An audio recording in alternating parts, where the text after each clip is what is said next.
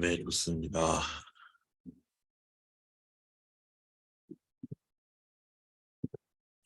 네, 일단 저희 자연어 처리 두 번째 파트 진행을 바로 하도록 하겠습니다. 근데 여러분들한테 여쭤보고 싶은 게 있었는데 그 과제 다들 어땠나요? 재밌었나요? 물론 지금 보니까 12명 제출해 주셨는데 그럼 나머지 60명 재미없다 그러면 과제 안 하신 분은 하시면 좋겠습니다. 재밌어요. 그냥 과제를 냈을 때 처음에 그냥 퀴즈 같은 거보다는 여러분들이 자연어 처리 한번 체험해 보시고 정말 재밌네 하고서는 이제 여러분들이 이제 대학원 가서 박사까지 한 다음에 교수가 되었으면 하는 바람으로 그런 과제를 냈습니다. 아주 큰 그림이에요. 아무튼 따소리였고 일단은 저희 두 번째 파트 진행을 하도록 하겠습니다. 오늘 목차는 워드 임베딩이라고 하는 거랑 그 다음에 이제 CNN 여러분들 앞에서 다 배우셨죠? 그리고 이제 자연어 처리나 아니면 이제 시퀀스 데이터에서 주로 쓰는 RNN 그리고 이제 그거의 확장인 LSTM이랑 GRU 마지막에는 이제 시퀀스 투 시퀀스 하도록 하겠습니다.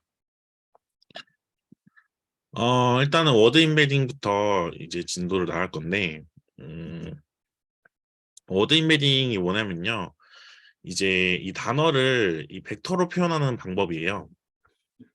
그래가지고 이 희소 표현, 밀집 표현, 그리고 이제 워드 임베딩이라고 하는 세 가지에 대한 개념을 배울 텐데 그것들 확인을 해보도록 하겠습니다. 일단 희소 표현이 뭐냐? 먼저 여러분들 저번 이제 녹화본 수업 들으셨을 때 이제 원하드 인코딩 다들 기억나시죠? 이 원하드 인코딩에서 이제 그 벡터가 나오는데 그 벡터들이 이제 표현하고자 하는 거는 이제 그 단어의 인덱스 값이 1이고 나머지 인덱스에는 전부 0으로 표현되는 그런 벡터 표현 방식이었습니다. 그래가지고 그 벡터 또는 그 벡터가 이제 단어가 여러 개 있으면 행렬이 되겠죠. 그 값이 이제 대부분 0으로 다 표현이 돼요. 그렇다 보니까 이제 그렇게 0이 너무 많아가지고 뭐 그런 것들을 이제 이 스파스 리프레젠테이션이라고 부르거든요. 그래서 이제 원합 벡터는 이제 희소 벡터, 스파스 벡터라고도 불러요. 근데 이 스파스 하다는 게 이건 단점이거든요. 이 희소 벡터의 문제점은 이 단어의 개수가 늘어나면 이 단어의 단어가 표현하는 벡터의 차원이 엄청 커집니다. 원합 벡터로 표현할 때 갖고 있는 그 코퍼스 다들 기억나시죠? 코퍼스에서 이제 단어 개수가 이제 쭉 있을 텐데 만약에 이제 단어가 뭐 만 개였어요 코퍼스에 그러면 이제 벡터 하나를 표현할 때 이제 차원이 만 개가 필요하겠죠. 이제 거기 중에서 뭐 대부분 하나 원소가 1이고 나머지는 다 대부분 0일 텐데 엄청 비효율적이잖아요. 만약에 컴퓨터로 처리한다고 하면 되게 메모리 문제가 심각할 겁니다. 그래가지고 이제 그런 문제점이 이제 있죠. 지금 예시를 보면 강아지라고 하는 단어를 하나 표현하려고 하는데 보시면 이제 벡터의 차원이 만 개가 필요하다라는 거예요. 근데 그 만 개가 필요한데 더 문제는 웬만한 것들은 다 0이고 이제 강아지를 표현하는 그 벡터 원소값이 딱 1인 그런 형태이기 때문에 굉장히 비효율적이다라는 겁니다. 그래서 이러한 벡터 표현은 공간적인 낭비를 불러일으키고요. 그래가지고 이제 이거를 해결하기 위해서 이제 어떤 개념이 나왔냐면, 음, 이 댄스 리프레젠테이션이라고 하는 개념이 나왔습니다. 이 희소 표현과 반대되는 표현이고요. 이 밀집 표현은 이제 벡터의 차원을 이제 단어 집합의 크기로 상정을 하지 않아요. 뭔 소리냐면 내 맘대로 차원을 정할 수 있다는 소리입니다. 예를 들면 지금 여기 앞에 있는 그 예시 중에 강아지가 지금 만 차원이잖아요. 근데 이거를 이제 밀집 벡터로 이제 줄이면 내가 원하는 차원 수로 줄일 수가 있어요. 제가 뒤에서 예시가 하나 나올 텐데 그때 한번 자세히 또 설명을 드릴게요. 그래서 또 중요한 점은 이제 0과 1만 값을 가지고 있는 게 아니라 이제 실수값으로 가져요. 그래서 예를 들어서 강아지가 지금 이제 차원이 만 개짜리 이제 벡터라고 하면 지금 원소값이 0 아니면 1이잖아요. 근데 저걸 예를 들어서 내가 밀집 표현으로 128차원으로 줄인다고 하면 이제 128차원으로 줄어드는데 이제 각 값들이 이제 실수값으로 표현이 됩니다. 그리고 이제 워드 임베딩이라고 하는 게 있는데요. 이 단어를 밀집 표현의 형태로 표현하는 방법들을 워드 임베딩이라고 합니다. 그리고 이 밀집 벡터를 이제 워드 임베딩 과정을 통해 나온 결과라고 해서 그거를 이제 임베딩 벡터라고 불러요. 그래서 이 워드 임베딩 방법이 되게 다양합니다.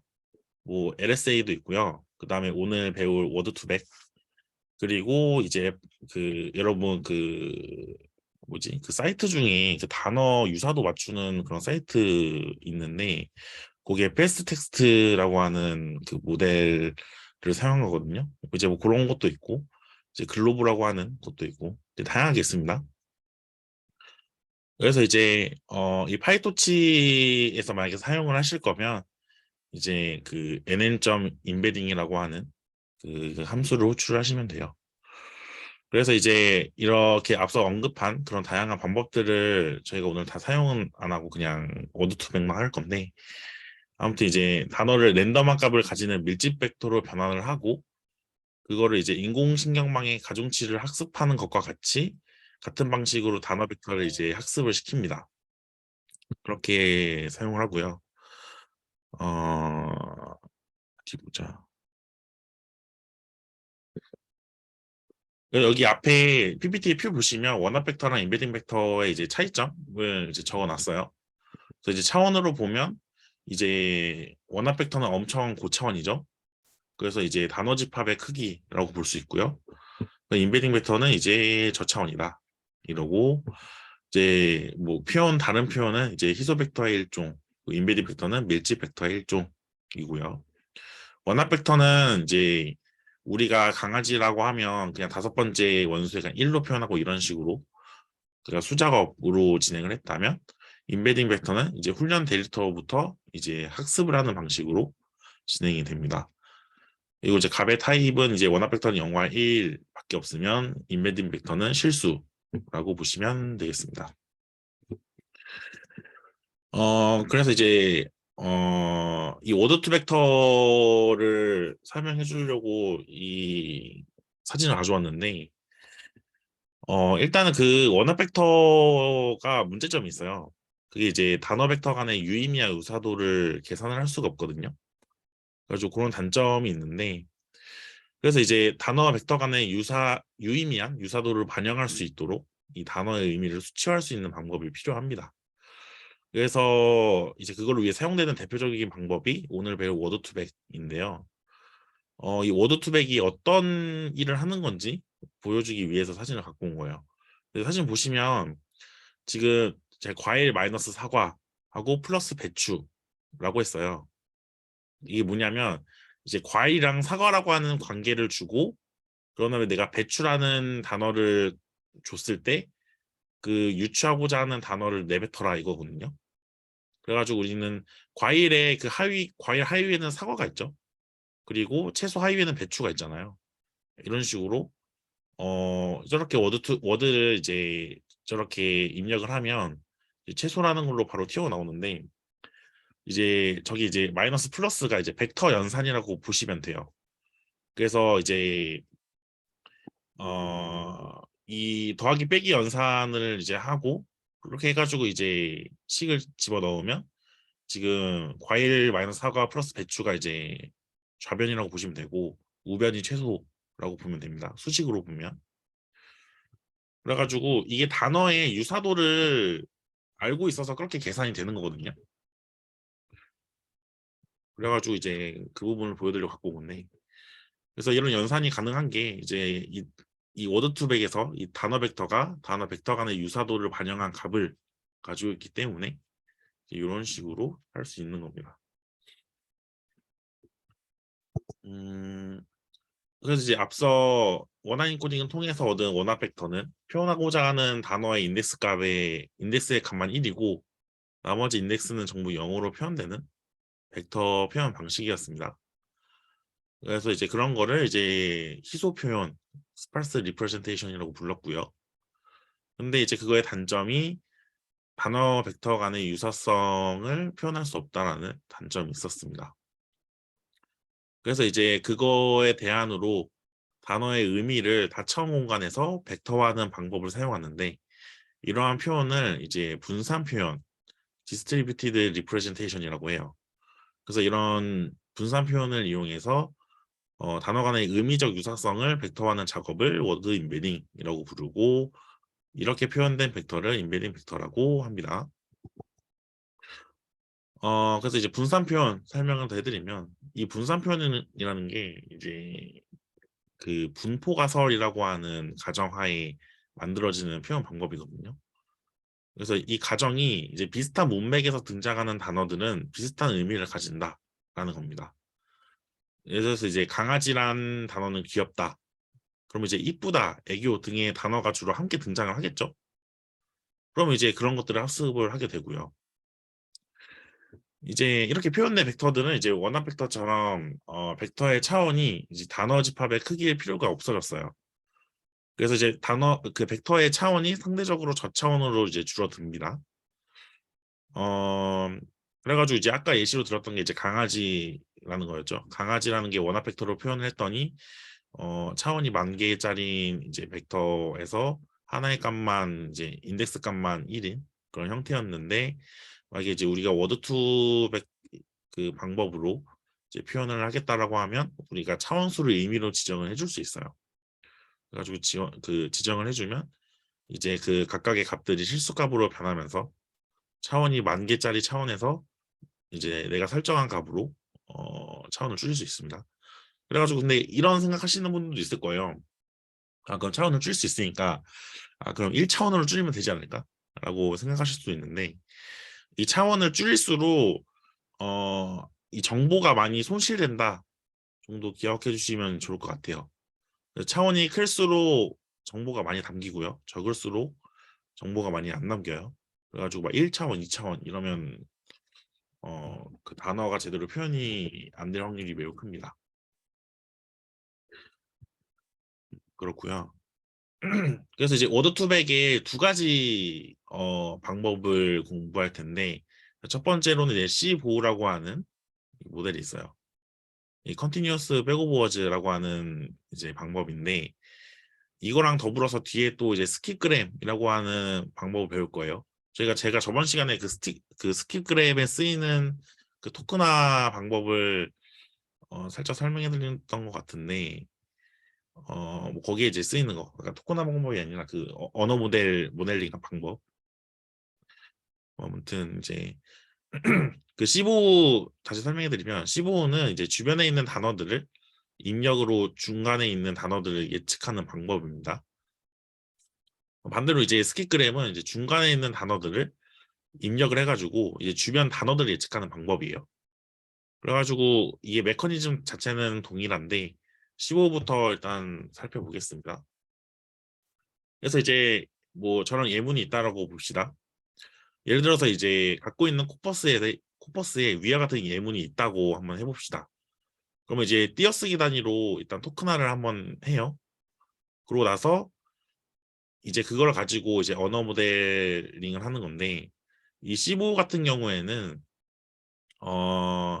이 단어 예를 들어서 이제 셋이라고 하는 단어를 맞추려고 해요.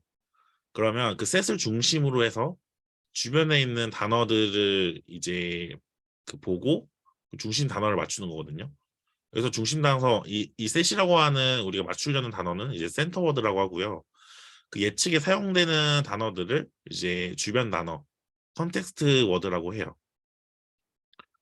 그리고 이제 중심 단어를 예측하기 위해서 앞뒤로 몇 개의 단어를 붙일지 그 결정을 하는데 그 범위를 이제 윈도우라고 합니다. 예를 들어서 이제 윈도우 크기가 2라고 하고 예측하고자 하는 중심 단어가 셋이라고 한다면 이제 앞에 두 단어인 fet이랑 cat 그 뒤에 두 단어인 on이랑 더를 입력으로 사용을 합니다.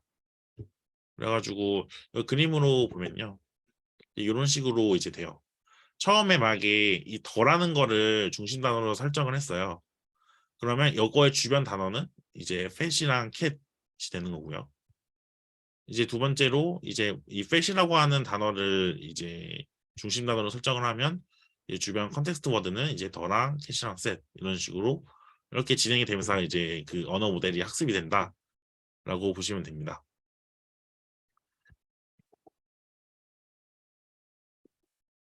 그렇고요. 이 15의 인공신경망을 이제 간단히 도식화를 해보면 이제 화면이랑 같은데 이 인풋 레이어의 입력값으로 앞뒤로 사용자가 정한 윈도우 크기 범위 안에 있는 주변 단어들의 원합 벡터가 들어가게 됩니다. 그리고 이제 출력층에서는 예측하고자 하는 중간 단어의 원합 벡터가 레이블로서 필요해요. 그래서 위 그림에서 알 수 있는 거는 이제 워드2백은 은닉층이 다수인 딥러닝 모델이 아니라 은닉층이 지금 하나밖에 없죠. 하나의 이제 뭐 얕은 신경망이라고 뭐 표현을 하기도 합니다. 그리고 이제 이 워드2백의 은닉층은 이제 일반적인 그런 은닉층과는 다르게 이제 활성 함수가 없어요. 그래가지고 이제 룩업 테이블이라고 하는 연산을 담당하는 층으로 이 프로젝션 레이어라고 부르기도 해요. 그래서 이제 좀 설명을 더 해드리면 어, 이 그림에서 이제 주목하셔야 될 거는 이제 총 두 가지인데 하나는 이제 그 프로젝션 레이어의 크기가 이제 M이라고 하고 그 다음에 이제 15에서 이제 그 이 수산층의 크기 M이 인베딩하고 난 벡터의 차원이 되거든요. 이제 위에 그림에서 투사층의 크기가 이제 M이 이제 5라고 하면 이제 지금 보시면 지금 M이 지금 원소 5개짜리인 걸로 지금 그림이 표현이 되죠. 이제 두 번째는 이제 입력층과 투사층 사이의 가중치는 이제 저 W 있죠. 또 이제 V 곱하기 M짜리 그러니까 V 바이 M짜리 행렬인데 이제 투사층에서 출력층 사이의 그 가중치 저기 W 다시는 이제 M 바이 V예요.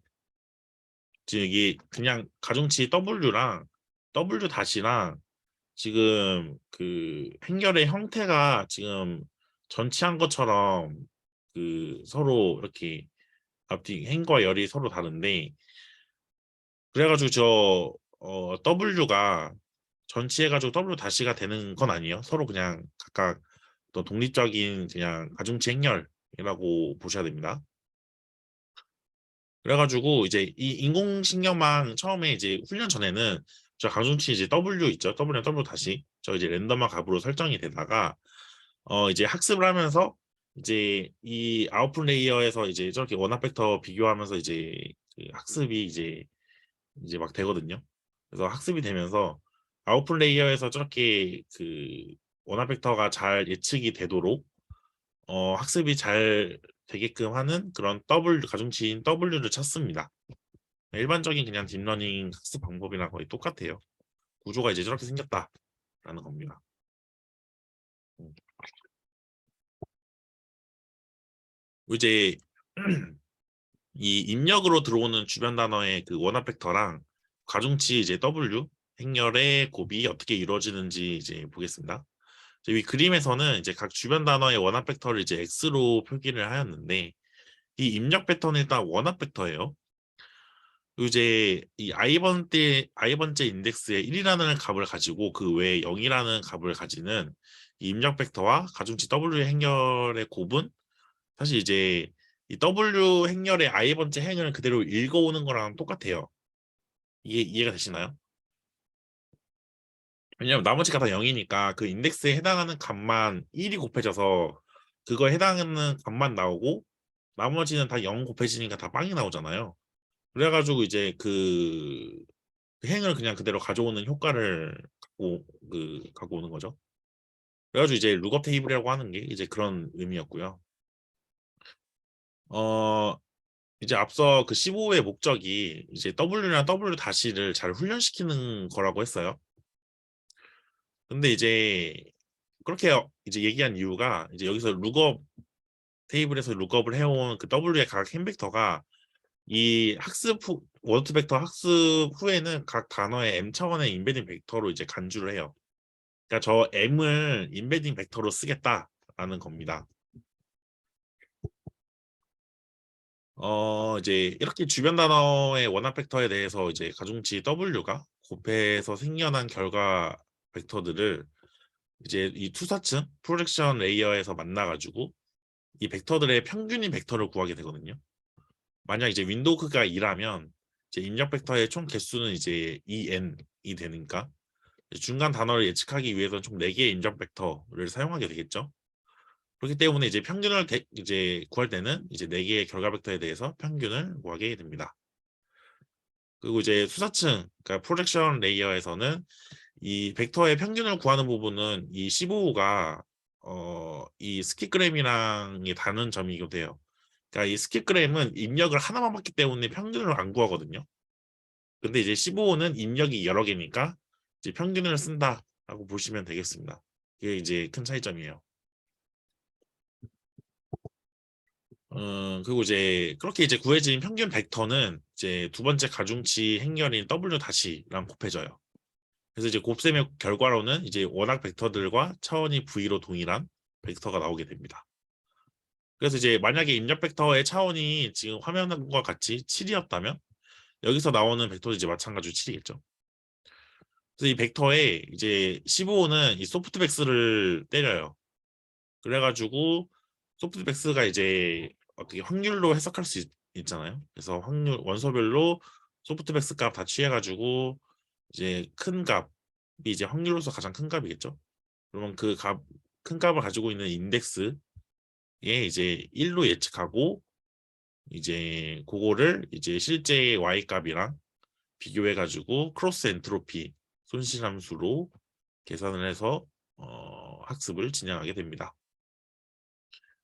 그래서 이 소프트백스가 뭐 다른 말로는 스코어 벡터라고 하는데 이 스코어 벡터의 j 번째 인덱스가 가진 0과 1 사이의 값은 j 번째 단어가 중심 단어의 확률을 나타냅니다. 그래서 지금 그냥 보시면 뭔 얘기냐? 지금 y 헷 있죠? 이 첫 번째 원소가 0.1라는 값이 나왔으면 첫 번째 원소가 1일 확률이 10%라는 거고요. 두 번째는 이제 두 번째 인덱스가 정답일 확률이 3%다. 이런 식으로 해석하면 되겠습니다. 어렵지 않죠? 그림 보시면. 그래서 이 15는 이제 손실함수로 이제 크로스 엔트로피 사용하고요. 그리고 이 학습이 다 되면 이제 m 차원의 크기를 갖는 W 행렬의 행을 각 단어의 인베딩 벡터로 사용을 하고 아니면 이제 W랑 W 다시 행렬 두 개를 다 사용하는 경우도 있습니다. 그래서 이렇게 두 가지 네 이렇게 돼 있고요. 그래서 15 설명 여기까지 하고 이제 반대로 스킵그램이 뭐냐? 이 스킵그램은요 이 중심 단어 하나만 주고 나머지 맞히라는 거예요. 아까는 나머지를 주고 하나를 맞추는 거잖아요. 그래서 나머지라고 하면 이 윈도우 크기 내에 있는 것들을 얘기하는 겁니다. 지금 여기 스킵그램은 지금 중심 단어로 캣이 주어지면 얘 단어 정보만 가지고 더랑 팻이랑 셋이랑 온 다 예측해야 되는 거예요. 그래서 이것만 가만히 봤을 때 이제 15보다 얘가 좀 더 어렵다 정도 좀 느낌이 오시죠? 그래서 얘를 이제 인공신경망 도식화해 보면 이제 다음처럼 볼 수 있는데 아까 그 뭐냐 15랑 약간 이렇게 모양이 이렇게 좀 이렇게 앞뒤로 바뀐 그런 모양이죠. 왜냐하면 입력값이 여러 개냐 하나냐 그리고 출력값이 하나냐 여러 개냐 이 차이기 때문에 그리고 이제 중심 단어에 대해서 주변 단어를 예측을 하는 거니까 이 프로젝션 레이어에서 15처럼 평균 계산하는 건 없습니다. 네, 그렇고요. 그래서 이제 결론은 워드 투백의 그런 방법으로는 15랑 스킵그램이 있다. 우와, 대단하다. 그러면 뭘 써야 되냐라고 이제 하면 전반적으로 이제 스킵그램이 더 성능이 좋다고 해요. 그래서 스킵그램 쓰시면 되겠고요. 근데 이제 그 성능이 월등하게 차이 나는 경우는 이게 뭐 차이가 날 때도 있고 안 날 때도 있는데 뭐 시간의 여유가 있다면 이제 두 개를 모두 써보고 성능이 좋은 거를 선택하시면 되겠습니다. 원래 딥러닝이 다 그래요. 다음으로는 이제 이 합성구 신경망 여러분들 이제 저희 자연어 처리하기 전에 이미지 처리로 다 학습을 아마 하셨을 것 같아요. 그래가지고 개념적인 부분은 그냥 다 스킵을 했고요. 그래서 이제 자연어 처리를 위한 합성구 신경망이라고 제가 이름을 넣었는데 자연어 처리에서는 이 합성구 신경망이 어떻게 쓰이는지를 이제 보도록 하겠습니다. 자연어 처리에서는 그 이 원디 합성공 신경망을 쓰거든요. 그래가지고 지금 예시가 있어요. 지금 wait for the video and don't rent it 이런 문장이 있다고 해봅시다. 그러면 지금 각 단어에 대해서 이 K개의 그 차원을 가진 어떤 임베딩된 값이라고 보시면 돼요. 지금 이 한 줄이 이 한 줄은 지금 weight에 대한 임베딩 값 그다음 for에 대한 임베딩 값 이렇게 두 번째 있는 거고 쭉 해가지고 마지막 이 또 이시에 대한 임베딩 값 이렇게 쭈르르 이렇게 있는 겁니다. 그래서 K는 임베딩 차원이 되고 N은 그 문장이 갖고 있는 단어의 개수가 되겠죠. 그래서 이제 이 원디멘션 합성곱은 이 연산을 어떻게 처리하냐를 보시면 이렇게 처리를 합니다. 여기 보시면 이제 이 원디멘션 합성곱 연산에서 이 커널이라고 하는 거 다들 아시죠? 이 커널의 너비는 문장 행렬에서 임베딩 벡터의 차원이랑 동일하게 설정이 됩니다. 보시면 저기 이 빨간색 네모 여기 있죠, 이거. 이 커널이에요, 커널. 커널. 커널이 여기 이렇게 계산 이렇게 쭉 해가지고 여기 하나 나오는 작업. 그래서 이제 이 원디멘션 합성곡 연산에서는 이제 커널의 높이만 이제 그 필요하니까 왜냐면 임베딩 차원 값은 이미 정해져 있는 거잖아요. 그래가지고 이 커널의 높이만 가지고 이거를 커널의 크기라고 간주를 해요. 원 디멘션에서는. 그래서 이제 커널의 크기가 이제 2인 경우에는 이제 저 그림과 같이 높이가 2고 너비가 임베딩 벡터의 차원인 커널을 사용하게 됩니다. 어렵지 않죠? 그리고 이제 커널의 너비가 이 임베딩 벡터의 차원이라는 의미는 이제 커널이 이제 2D 합성공 연산대와는 다르게 이 너비 방향으로는 더 이상 움직일 곳이 없어요. 그러니까 너비 방향으로 안 움직이고 그냥 아래로 이렇게 위에서 아래로만 이제 움직인다라는 거예요. 그래가지고 이제 원디라는 게 위에서 아래로만 가니까 원디라는 겁니다. 그래가지고 어 이제 원디멘션 합성곱 연산에서는 커널이 문자 행렬의 높이 방향으로만 움직이게 되어 있습니다. 그래서 이제 그림 보시면 이제 아래쪽으로만 이동이 되게끔 되어 있죠. 그래서 이미지랑은 다르게 합성곱이 이제 자연어 처리에서 쓰일 때는 이제 이런 식으로도 쓰인다라고 보시면 되겠습니다. 그래서 이제 이거를 스텝별로 설명을 해드리면 첫 번째 이렇게 이 커널이 요 웨이트랑 for의 임베딩과 합성고 연산이 돼서 하나 튀어나왔어요.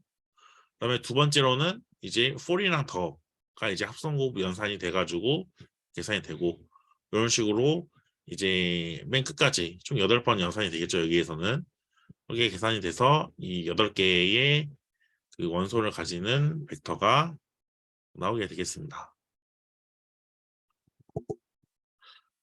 그래서 이제 이렇게 8번째 스텝까지 반복하였을 때 결과적으로 우측에 8차원짜리 벡터를 이제 합성곱 연산의 결과로 얻게 되겠죠. 근데 이 커널의 크기는 커널의 크기 여러분들 하이퍼 파라미터인 거 다들 이제 배우셨죠? 그래서 이 꼭 크기가 2일 필요는 없죠. 예시에서는. 그래서 뭐 이제 크기를 뭐 3으로 할 수도 있고 5로 할 수도 있고 그래요. 그래서 이제 커널의 이 크기라는 거를 좀 생각을 해보면 자연어 처리에서 이 CNN에서 여러분 보시면 이 커널은 신경망 관점에서는 가중치 행렬이잖아요. 그래서 커널의 크기에 따라서 학습하게 되는 파라미터 수가 달라집니다. 그렇죠? 그래서 이제 원디멘션 합성고 연산과 자연어 처리 관점에서는 이 커널의 크기에 따라 참고하는 단어의 묶음의 크기가 달라져요. 그래서 이게 참고하는 n그램에 따라 달라진다고 볼 수 있는데 이 커널의 크기가 2라면 각 연산의 스텝에서 참고하는 거는 바이그램이라고 얘기를 합니다. 그리고 커널의 크기가 3이라고 하면 각 연산의 스텝에서 참고하는 것은 트리그램이라고 얘기를 해요. 이 그램이라고 하는 거는 그냥 그 단어를 몇 개씩 보겠냐 약간 그런 의미로 보시면 되고 유니그램이라고 하면 단어 하나만 보겠다고 바이그램이면 2개 보겠다. 트리그램이면 3개 보겠다. 이런 식입니다. 이제 CNN에서는 CNN층이랑 그 풀링층 있었죠. 그래서 이제 맥스 풀링으로 기준으로 설명해드리면 이제 일반적으로 이제 원디 합성고 연산을 사용하는 원디 CNN에서도 합성공층을 이제 다음에는 그러니까 합성고층 다음에는 풀링층 이런 식으로 이제 진행을 해요. 그 레이어 구성이. 그래서 대표적으로 사용되는 게 이제 맥스 풀링인데 뭐 맥스 풀링 간단하게 설명해드리면 각 합성고 연산으로부터 얻은 결과 벡터에서 가장 큰 값을 갖는 스칼라 값을 빼내는 연산이죠. 큰 거 하나만 가져오겠다는 거니까. 보시면 이제 여기 연산해가지고 나온 이 값에서 가장 큰 값 이렇게 하나 가져오겠다 이 소리입니다. 그래서 이제 이 위에는 커널 크기가 2인 거에 대한 그 맥스 풀링이고 아래 파란색은 이제 커널 크기가 3인 경우에 맥스 풀링입니다. 그래서 합성공 신경방을 자연어 처리에 적용을 한다라고 하면 이제 또 어떤 식으로 진행이 되냐 이 커널 크기를 좀 다양하게 설정을 해요. 그래서 이 커널 크기 보시면 지금 커널 크기가 4인 거 2개 3인 거 2개 2인 거 2개로 해가지고 그 학습을 시켜요. 학습시키고 이제 뭐 나오면 뭐 맥스 풀링 해가지고 쭉 나오죠. 그럼 값이 이렇게 나오는데 이거를 컨캐틀레이트를 시켜요. 다 일자로 붙입니다. 그리고 얘를 가지고 이제 FC 레이어, 그러니까 풀리 커넥티드 레이어를 통과시켜가지고 우리가 원하는 결과로 이제 얻게 되는 그런 방법으로 진행이 됩니다. 그래서 그러니까 이거 뭐 그냥 뭐 그냥 잡설이긴 한데 이 CNN 처음으로 적용한 그 교수님이 계시는데 이제 그분이 제 기로는 학부생 논문인가 석사 논문인가 그걸로 이제 이 자연어 처리를 CNN으로 정의해 보자라고 해가지고 그걸 논문으로 냈는데 그 논문이 대박을 쳐가지고 인용수가 3만인가 엄청나거든요 인용수가. 아무튼 이제 대박이 난 그런 논문인데 뭐 그만큼 이제 훌륭한 논문이겠죠. 그래서 이 합성고 신경망이 자연 처리해서 이렇게도 쓰이고 또 어떻게 쓰이냐면 그런 거 있어요. 그 OCR이라고 다들 아시나요? 그 글자 이렇게 사진으로 이렇게 문서를 스캔해가지고 그 문서에 있는 글자들을 이제 그 인식하는 거. 그래가지고 뭐 그런 작업을 할 때도 이제 이 CNN이랑도 같이 하게 됩니다. 뭐 아무튼 그렇고요. 그래서 이제 합성고 신경망으로도 뭐 자연어 처리를 할 수 있다. 이거 보여드리기 위해서 제가 좀 가져온 그런 예시입니다. 네, 그리고 이제 본격적으로 성능이 이제 괜찮게 나온 이제 순환 신경망을 한번 다뤄보도록 하겠습니다. 이 순환 신경망, 이 RNN이라고 부르는데요. 리커런트 뉴럴 네트워크의 약자예요. 요거는 이제 입력과 출력을 시퀀스 단위로 처리하는 그런 시퀀스 모델이라고 해요. 이 번역기를 생각해 보면 입력은 번역하고자 하는 단어의 시퀀스인 문장이죠. 단어가 어떠한 순서대로 이렇게 쭈르르르 있는 거니까. 그리고 출력을 보면 우리가 한국어를 영어로 출력을 한다고 해봅시다. 그럼 영어 또한 이제 단어들이 순서대로 있는 그런 시퀀스잖아요. 그래가지고 이제 이렇게 시퀀스들을 처리하기 위해 고안된 모델이라고 보시면 되겠습니다. 그래서 이 RNN이라고 하는 게 가장 기본적인 그런 시퀀스 모델이고요. 나중에 이제 LSTM이랑 GRU 배울 텐데 그건 이제 근본적으로는 이제 RNN에 속하는 그런 모델이다라고 보시면 되겠습니다. 그래서 이 순환신경망 같은 경우는 일단 이전에 그 저희가 지금까지 배운 게 이제 합성고 빼면 그냥 일반적인 그런 MLP 그런 것들 그런 거 보면 이제 이 은닉층에서 활성화된 함수를 진입값을 이 출력층으로 방향으로만 이제 향했거든요. 출력 값들이 그런 것들을 이제 또 다른 말로 피드포워드 신경망이라고 해요. 왜냐하면 그 이제 그림이 이제 뭐 이렇게 있으면 왼쪽에서 입력층에서 출력층까지 그냥 일자로만 쭉 가니까 근데 이제 RNN 같은 경우에는 그 일자로 가기는 하는데 이제 그 뒤에 이제 예시 보면서 제가 좀 설명해 드릴게요. 근데 이제 아래는 이제 문장으로 설명해 드리면 이제 인덱층의 노드에서 활성화 함수를 통해 나온 결과값을 이제 출력층 방향으로도 보냈는데 다시 은닉층 노드의 다음 계산의 입력으로 보내는 특징이 있습니다. 그래서 그림 보시면 화질이 좀 살짝 깨지는데 이런 식이에요. 그러니까 자기 그 입력했던 값을 자기 자신한테 다시 보내서 출력하는 경우거든요. 일단은 x를 입력층의 입력 벡터라고 보고 y를 출력층의 출력 벡터라고 봅시다. 이제 뭐 평양인 b라고 하는 평양 뭐 당연히 있고요. 뭐 이제 이 앞에 그림에서는 이제 평양 일단 생략을 하고요. 너무 복잡해지니까 이 RNN에서 은닉층에서 활성함수를 통해 결과를 내보내는 역할을 하는 이 셀이라고 하는 저 노드 있죠. 저걸 이제 특별하게 그냥 셀이라고 부릅니다. 그래서 이 셀은 이전의 값을 기억하려고 하는 일종의 메모리 역할을 수행을 해요. 그래서 메모리 셀 또는 RNL 셀이라고 이야기를 합니다. 그래서 이전에 있는 값들을 이제 기억하는 그런 셀이다. 보시면 되겠습니다. 그래서 이 은닉층의 메모리 셀은 각각의 시점, 이 타임 스텝이라고 하거든요. 그 타임 스텝에서 바로 이전 시점에서의 은닉층의 메모리 셀에서 나온 값을 자신의 입력으로 사용하는 재기적인 활동을 하고 있어요. 그래서 이 앞으로는 이제 현재 시점을 얘기하는 거를 이제 변수로서 t라는 값으로 이제 표현을 할 거예요.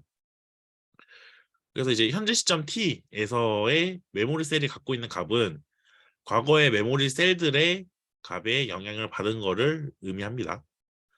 그러면 이제 그 메모리 셀이 갖고 있는 그 값을 뭐라고 하냐? 이제 메모리 셀이 이제 출력층 방향 또는 그 다음 시점 t 플러스 1인 시점에 자신에게 보내는 값을 이 은닉 상태라고 하는데 영어로 이제 히든 스테이트라고 해요. 그래서 다시 말하면 이제 t라는 시점의 메모리 셀은 t-1이라는 시점의 메모리 셀이 보낸 은닉 상태 값을 t 시점의 은닉 상태 계산을 위한 입력값으로 사용합니다. 말로 하면 헷갈리는데 그냥 여기 그림 보면 한번 이해돼요. 우리가 아까 아까 PPT에 저기 그림에서 좌변 그림 이렇게 90도 돌린 거였잖아요. 그래서 그 그림을 이제 저기 풀어헤치면 이제 저런 식이 되는 건데 보시면 이제 제가 이제 x라는 값을 넣어요. 처음에 x1 지금 여기 보면 x1, 2, 3, xt 이게 어떤 그 시퀀스라고 보시면 됩니다. 예를 들면 뭐 나는 오늘 밥을 먹었다 하면 여기에 나는이라는 게 먼저 들어가는 거예요. 나는이라는 값이 들어가서 여기서 막 연산을 한 다음에 출력이 이렇게 띡 하고 튀어나왔어요. 그렇게 튀어나왔는데 이 튀어나온 거랑 그리고 여기에 그 은닉 상태라고 하는 값이 다음 셀에 전달이 되는 거예요. 그 전달이 되면서 그 셀 값이랑 그 히든 스테이트 값이랑 그 다음에 x2 그러니까 나는 오늘 밥을 먹었다 해서 오늘이라고 하는 그 단어의 예를 들어서 인베딩 값이라고 하면 그거랑 이전 셀의 값이랑 두 개가 합쳐져 가지고 y2를 출력을 하게 되고 그 값이 다음 은지 상태 값으로 가가지고 연쇄적으로 이제 계산을 하게 되는 거예요. 이해되시죠? 그래서 이제 뭐 저렇게 이제 왼쪽 보시면 이런 화살표로 재기적으로 표현하는 경우도 있고 오른쪽 같이 이제 그 사이클을 그리는 화살표 이거 말고 그냥 여러 시점으로 펼쳐서 표현하는 경우가 있습니다. 이런 식으로. 두 개 다 똑같은 의미고요. 그럼 이제 그 피드포워드 신경망에서는 이 뉴런이라는 단위를 사용했잖아요. 근데 RNN에서는 뉴런이라는 단위보다는 이 입력층과 출력층에서 각각 입력 벡터와 출력 벡터, 은닉층에서는 은닉 상태라는 표현을 주로 사용하게 됩니다. 그래서 위에 그림에서 회색과 초록색으로 표현한 각 네모들은 기본적으로 벡터 단위를 가정을 하고 있어요. 그래서 이제 이 그림 보시면 이제 아까 그 그림을 그 이러한 예시로 표현을 한 거예요. 예를 들어서 입력 벡터의 차원이 4고 은닉 상태의 크기가 2인, 그리고 이제 출력층의 출력 벡터의 차원이 2인 RNN 시점이 2일 때의 모습을 보여주는 겁니다. t가 2일 때. 그럼 보시면 이제 t가 2일 때 보면 이전에 그 RNN 히든 스테이트 값이 지금 현재 시점으로 흘러 들어와 가지고 다음 거 계산할 때 쓰겠다 이 소리예요. 이런 식으로. 아, 네. 그래서 이제 RNN은 입력과 출력의 길이를 다르게 설계할 수 있어요. 그래서 다양한 용도로 사용을 할 수 있는데, 그래서 이 그림은 이제 입력과 출력의 길이에 따라서 달라지는 RNN의 다양한 형태를 보여줍니다. 위 구조가 자연어찰에서 어떻게 사용하고 있는지 예를 보여드리려고 하는데, 이제 RNN 셀의 각 시점의 입출력 단위는 사용자가 정의하기 나름인데 가장 보편적인 단위는 단어 벡터입니다. 이제 예를 들어서 하나의 입력에 대해서 여러 개의 출력을 의미하는 1대 다 구조의 모델은 하나의 이미지 입력에 대해서 사진의 이제 제목을 출력하는 이미지 캡션이 작업에 사용을 할 수 있습니다. 그래서 여기 보시면 1대 다라는 게 1대 다 보시면 이 하나가 그냥 이미지 하나라고 보시면 돼요. 이미지 하나 딱 줬더니 이게 이제 그 이미지 캡션이라고 하는 거 단어들이 이렇게 슈슈 나오는 거예요. 이미지 캡션이 이제 그 여러분들 그 PPT에 사진 넣으면 그 사진 막 키워드로 막 이렇게 밑에 이렇게 조그맣게 뜨잖아요. 그게 이제 그 이미지 캡셔닝 적용된 사례 중에 하나예요. 뭐 그게 엄청 도움이 되진 않겠지만 이제 그런 식으로 사용이 되고 있다라고 보시면 되겠습니다. 음. 그리고 이제 단어 시퀀스에 대해서 하나의 출력을 하는 이제 다대1 구조의 모델은 이 입력 문서가 긍정적인지 부정적인지 판단하는 이제 센티멘트 클래시피케이션 할 때 쓰거나 아니면 이제 뭐 스팸 분류 같은 거 스팸 디텍션 그런 모델링을 할 때 이제 저런 형태로 이제 쓴다라고 보시면 되겠습니다. 그래가지고 아래 보시면 이 입력으로 이 단어들이 쭉 나오는데 우리가 궁금한 거는 결국에는 얘가 스팸이냐 아니냐 0 아니면 1이잖아요. 그래서 이제 다대 1이라고 하는 게 뭐 이렇게 문장 주고 마지막에서는 이제 하나만 딱 출력하게 되는 이런 구조를 이제 의미하게 됩니다. 어렵지 않죠? 이제 다대다 구조가 있는데 이 구조의 모델의 경우에는 이제 사용자가 문장을 입력을 하면 대답 문장을 출력하는 챗봇과 이제 입력 문장으로부터 번역된 문장을 출력하는 번역기 그리고 이제 아마 다다음 시간에 아마 배우실 텐데 이 NER이라고 하는 작업이 있어요. 태깅 작업인데 그런 이제 객체명 인식 태깅 작업 뭐 그런 거나 이제 품사 태깅 뭐 그런 것들 작업을 할 때 속합니다.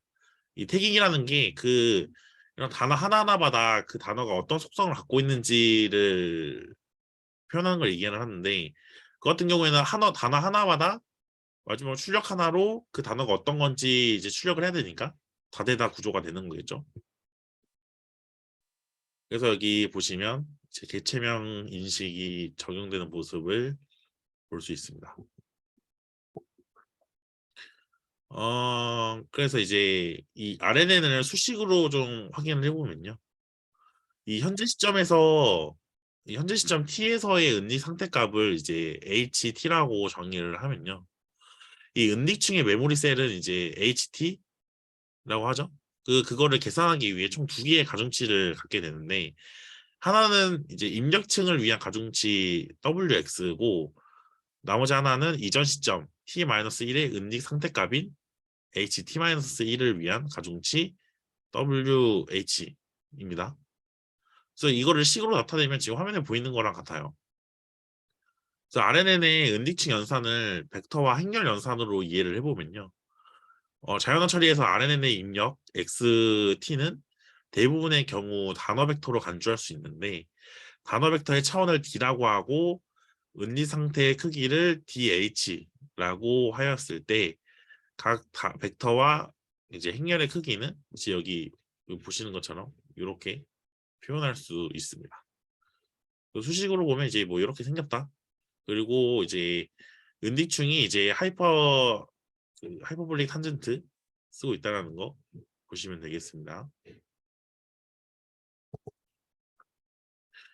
그래서 이제 이때 HT를 계산하기 위한 활성화 함수로 앞서 말씀드렸듯이 이제 하이퍼볼릭 탄젠트 함수 사용하고요. 이제 위의 식에서 이제 각각의 가중치 WX랑 WH, WY의 값은 하나의 층에서 모든 시점에서의 값을 동일하게 공유합니다. 네, 하지만 그 은닉층이 두 개 이상인 경우에는 각 은닉층에서의 가중치는 서로 달라요. 왜냐면 그 뭐냐 은닉층이 이제 여러 개 쌓을 수 있으니까 그 여러 개 쌓을 때는 이제 그 층끼리는 다르다는 얘기입니다. 이제 출력층의 결과값이 이제 YT는 이거를 계산하기 위한 활성화 함수로는 이제 여러분들이 어떤 문제를 푸냐에 따라 다른데 만약에 이진 분류를 해야 하는 경우에는 이제 출력층에서 시그모이드 쓰고요. 다중 클래스 분류를 해야 되는 경우라면 이제 소프트맥스를 쓰겠죠. 그렇게 진행한다라고 보시면 되겠습니다. 그리고 이제 다음에는 이제 LSTM 장단기 메모리라고 하고요. 그다음에 GRU는 이제 게이트 순환 유닛이라고 부르는데 이 두 가지를 이제 공부해 보도록 하겠습니다. 이 RNN 같은 경우는 요즘 잘 안 쓰이고요. 그나마 쓴다면 이제 이 LSTM이랑 GRU 쓴다고 보시면 되겠습니다. 그래서 이제 앞에서 배운 거는 진짜 간단한 RNN이고요. 그래가지고 이제 그런 단순한 형태의 RNN을 이 바닐라 RNN이라고 해요. 이 제가 바닐라 아이스크림 갖고 왔는데 이 바닐라라는 거 뭐 잠깐 설명해드리면 바닐라가 여러분들 그 아이스크림 먹는다라고 하면 보통 바닐라 아이스크림이 되게 종류가 그 보통 바닐라 아이스크림이 확률이 되게 많잖아요. 어느 가게를 가든 이제 기본적으로 있는 그런 아이스크림이고 그래가지고 너무 당연하게 그냥 단순하게 많이 있으니까 그래가지고 그냥 바닐라라는 이름 붙였고 그래서 막 다른 데서 뭐 바닐라 코딩 뭐 이러면 그냥 완전 밑바닥에서 그런 짜는 그런 코딩 그런 걸 의미하게 되는데 뭐 비슷하죠. 기본적인 거니까. 그래서 이제 바닐라 아이스크림이 가장 기본적인 맛을 가진 아이스크림인 것처럼 앞서 배웠던 그 RNN은 가장 단순한 형태의 RNN이라고 해가지고 바닐라 RNN이라고 부른다. 그리고 이 바닐라 RNN의 한계를 극복하기 위해 다양한 RNN의 변형이 나왔는데 이게 지금 오늘 배울 LSTM이란 GRU가 되겠습니다. 그러면 이 바닐라 RNN의 한계가 뭐냐면요. 이 바닐라 RNN은 출력 결과가 이전의 계산 결과에 의존한다는 거를 이제 앞서서 설명을 해드렸는데 이 바닐라 RNN은 비교적 짧은 시퀀스에 대해서만 효과가 보여요. 그게 단점이거든요. 그래서 시퀀스가 길면 효과가 별로 없는데 왜냐? 이 바닐라 RNN의 그 타임 스텝 그 바닐라 RNN의 시점이 길어질수록 그러니까 T가 커진다는 겁니다. 이제 길어질수록 이제 앞에 정보가 뒤로 충분히 전달이 안 돼요. 그게 이제 문제점이고. 그래서 지금 이 그림 보시면 지금 이 남색으로 된 게 정보량이 이제 X1에 대한 정보량이 많은 거고 그다음에 이제 색깔 좀 옅어지죠. 보면 옅어진다는 게 이 X1에 대한 값이 뒤로 갈수록 이렇게 옅어지면서 잘 전달이 안 된다라는 걸 보여드리기 위한 그런 그림이다 라고 보시면 되겠습니다. 그래서 이제 이렇게 X1에 대한 정보량이 손실이 되어가는 거죠. 그래가지고 이 시점이 되게 길면 맨 처음에 있는 정보가 이제 거의 사라지게 되는 거니까 큰 문제인 거죠. 그래서 이제 뭐 이런 게 있어요. 저게 이제 장기 유존성 문제라고 하는데 제가 예시를 갖고 왔거든요. 그래서 막 친구랑 막 수다를 떠는데 그 모스크바에서 여행을 왔는데 하면서 셔셔셔셔 막 얘기를 하는 거예요. 그래가지고 한 10분 떠들어요. 그러고 나서 근데 나 어디 갔어? 라고 이제 친구한테 만약에 물어본다고 합시다. 그럼 이제 그 친구가 좀 헷갈리긴 하겠죠? 이거는 사람도 이제 이게 T라는 게 충분히 길면 사람도 헷갈릴 수 있는데 아무튼 이제 RNN에서도 이제 저런 예시가 있을 때 이 여행 왔는데요 하고 여기 모스크바가 정답인데 이 모스크바라는 정보가 맨 앞에만 있고 가운데는 없잖아요. 그래가지고 그 정보가 없다 보니까 뒤로 갈수록 정보가 옅어져 가지고 이제 모스크바라고 하는 정답을 맞히기 힘들게 되는 그런 문제가 발생을 하는 거죠. 그래서 이제 RNN이 이제 충분하게 기억력을 갖고 있지 못하면 이 단어를 엉뚱하게 해석을 하겠죠. 네. 그래서 이제 이 LSTM에 대해서 이해해 보기 전에 이 바닐라 RNN의 뚜껑을 한번 열어보면요. 이제 위에 그림처럼 바닐라 RNN의 내부 구조가 이제 이렇게 생겼는데 이제 저희가 보는 여기에서는 이제 RNN 계열의 인공신경망의 그림에서 보면 지금 여기 편향 이렇게 더해져 있는데 이제 그림에서는 그냥 당연히 있다라고 보고 그냥 이렇게 표현 안 한 겁니다. 왜 평양을 그래프 여기 그림에서 표현하면 또 이렇게 딱 튀어나오게 그려야 되는데 되게 지저분해지니까 뭐 평양은 대부분 다 그냥 있는 거니까 그냥 생략한 거고요. 그래서 이제 이 바닐라 안에는 이 XT랑 이 HT-1이라고 하는 거 그 두 개의 입력이 각각의 가중치랑 곱해져 가지고 이 메모리 셀에 입력이 됩니다. 그리고 이거를 하이퍼 탄젠트 볼릭 함수의 입력으로 사용해 가지고 그 값은 이제 음립층의 출력인 음립 상태가 되는 거죠. 그래서 보시면 지금 이 XT라고 하는 거가 지금 계산이 될 때 그 이전에 나오는 이 HT-1이랑 그 다음에 이제 XT가 가중치가 적정한 가중치가 돼가지고 곱해져서 하이퍼 탄젠트 볼릭 통과한 다음에 이제 그 값이 이제 이 Y 출력할 때도 쓰이고 다음 거 히든 스테이트 출력하는 데도 쓰인다. 라고 보시면 되겠습니다. 그리고 이제 LS팀 부분인데요. 이게 되게 좀 생각보다 되게 복잡하거든요. 그래서 어 이제 수식도 좀 설명을 해드리긴 할 텐데 좀 어려우면 그냥 넘기셔도 무방해요. 코드로 치면 그냥 한 줄로 처리할 수 있거든요. 그래가지고 뭐 억지로 막 그렇게 엄청 이해할 필요는 없으니까 그냥 뭐 이런 게 있다 정도 하고 넘어가셔도 괜찮습니다. 그래서 이제 지금 화면에 보이는 게 이제 LSTM의 전체적인 내부 모습인데 이 전통적인 그 바닐라 RNN의 그 단점을 보완한 RNA 1종 중에 하나가 이제 LSTM인데요. 그래서 이제 롱 숏텀 메모리라고 합니다. 줄여서 LSTM이라고 부르고요. 그래서 LSTM은 이 은딕층의 메모리 셀에 입력 게이트라고 하는 거랑 망각 게이트, 그리고 출력 게이트를 추가를 합니다. 세 가지의 게이트라는 거 하는 거를 추가를 해요. 그리고 이제 불필요한 기억을 지우고 기억해야 될 것들을 이제 정의를 하게 됩니다. 그래서 요약하면 LSTM은 이제 히든 스테이트를 계산하는 식이 이제 바닐라 RNN보다 좀 더 복잡해졌고요. 그리고 셀 상태, 셀 스테이트라고 하는 값이 추가가 되었습니다.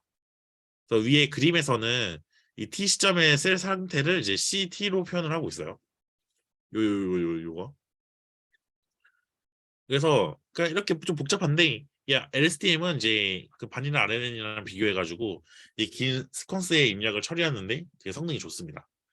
이 LSTM은 지금도 되게 많이 쓰여요. 그 제가 저번 시간에 막 그 네이버 클린봇 이야기 잠깐 해드렸잖아요. 그게 이제 여기에 쓰인다고 보시면 되겠습니다.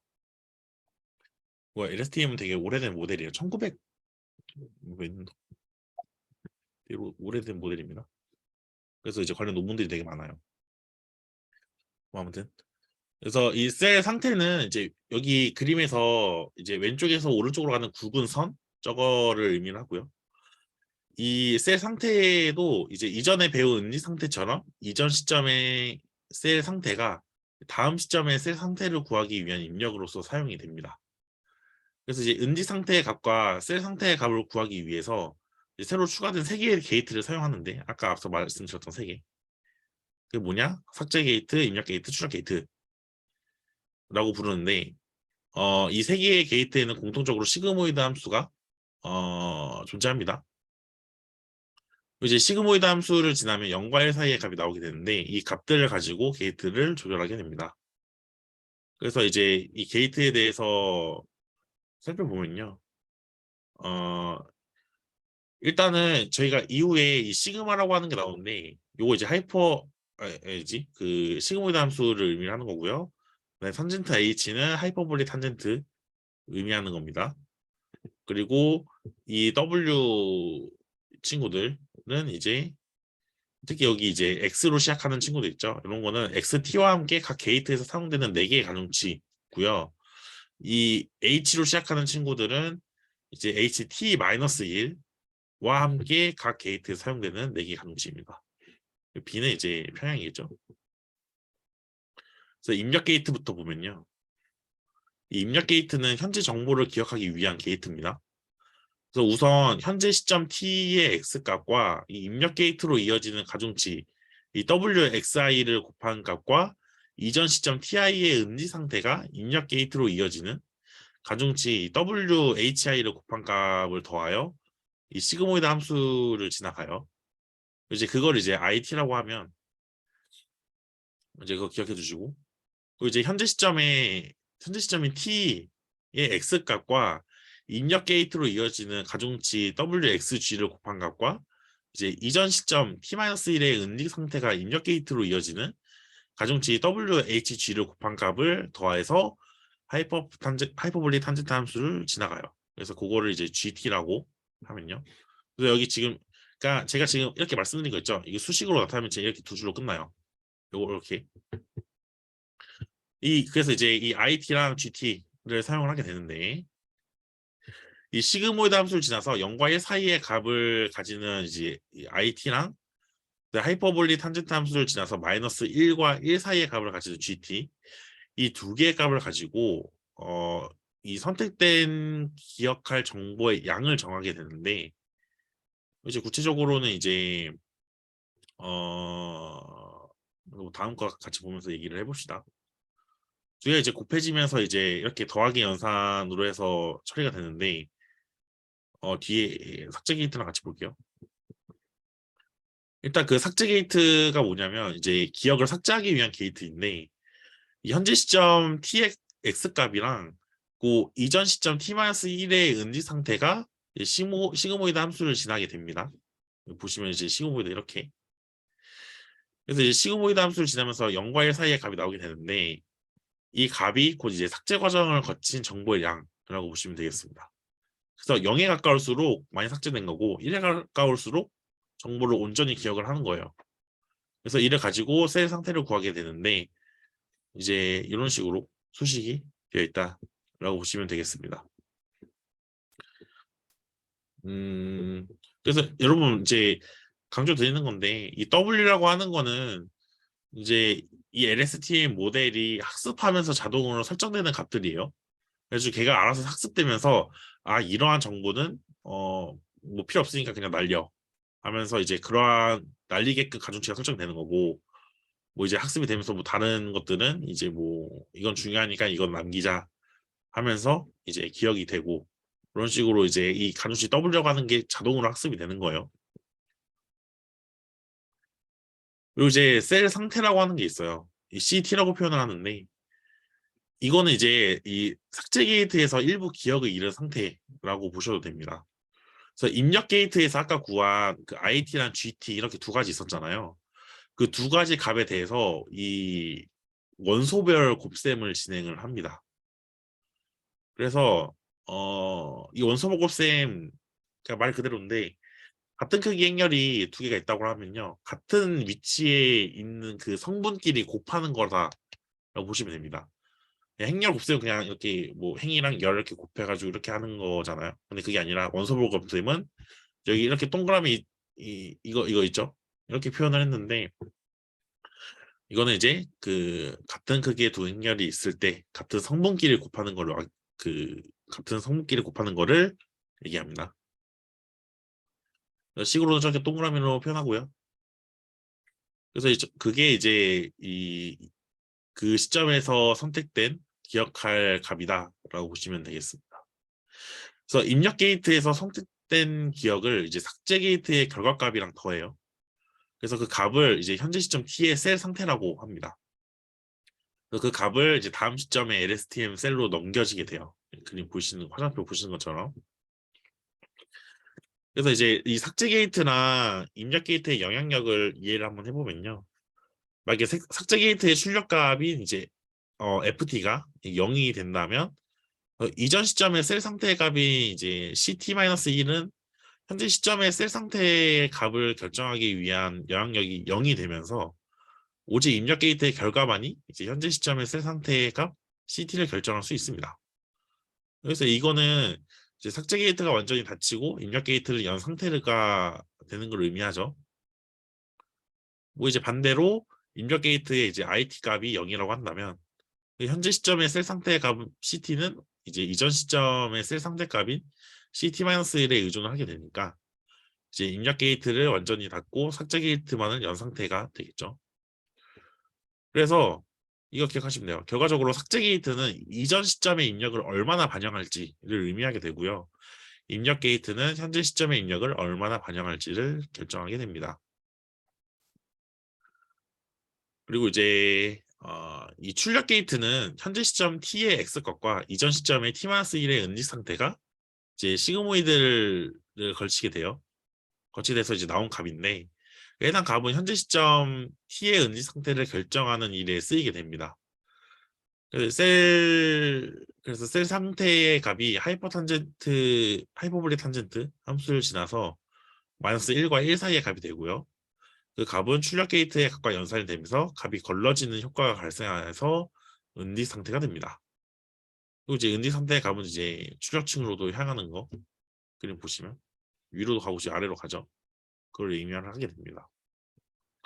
그래서 이제 LSTM이 되게 좀 복잡하게 연산이 됐는데 파이토치든 케라스든 그 모델링 하는 부분 뭐 포워드 하기 전에 그 이닛 함수에서 모델 레이어들 선언하잖아요. 그때 그냥 LSTM이라고 하는 함수 호출하면 그냥 바로 끝납니다. 아무튼 그렇고요. 이제 GRU라고 하는 게 있는데 게이티드 리커런트 유닛이라고 하고요. 이거는 이제 2014년에 뉴욕대학교의 조경현 교수님이 집필한 논문에서 제안이 된 건데 조경현 교수님이 한국 사람입니다. 그래서 이제 GRU는 이 LSTM의 장기 의존성 문제에 대한 해결책을 유지하면서 이제 은지 상태를 업데이트하는 그런 계산이 엄청 줄었어요. 엄청 크게 줄은 건 아닌데 뭐 네, 어느 정도 줄었습니다. GRU는 그 성능은 LSTM이랑 되게 유사한데 이 복잡했던 LSTM의 구조를 되게 간단하게 시켜가지고 어, 그 LSTM과 이제 비슷한 성능을 내게 한 거죠. 이거 논문 저기 구글 스콜라에 검색하시면 이것도 인용수 엄청나요. 한 3만 뭐 이랬던 것 같은데 대단한 논문입니다. 음. 그래서 이 LSTM에서는 출력, 입력, 삭제 게이트라는 세 개의 게이트가 존재했는데 GRU에서는 업데이트 게이트랑 리셋 게이트 두 가지 게이트만 존재해요. 게이트가 하나 없으니까 그만큼 파라미터 수가 줄었죠. 그래서 이제 GRU가 LSTM보다 학습 속도가 이제 빠르다고 알려져 있는데 근데 이제 여러 가지 평가에서는 LSTM이랑 비슷한 성능을 보인다고 알려져 있습니다. 그래서 이제 GRU랑 LSTM 중에 어떤 게 좋냐라고 보면 사실 뭐가 더 확실하게 낫다라고 단정 짓기에는 좀 그래요. 그래서 이제 기존에 LSTM을 썼던 사람들은 그 최적의 파라미터가 이미 그 찾은 그런 태스크 같은 경우에는 굳이 GRU로 바꿔서 사용할 필요는 없고요. 경험적으로 이제 데이터 양이 적을 때에는 매개 변수 양이 적은 GRU가 조금 더 낫다고 하고요. 데이터 양이 더 많으면 LSTM이 더 낫다고도 이제 이야기를 합니다. GRU보다 LSTM에 대한 연구나 사용량이 더 많거든요. 근데 이거는 이제 LSTM이 그 GRU보다 훨씬 전에 나온 구조기 때문에 그래가지고 이제 뭐 LSTM에 대한 연구들이 더 많아요.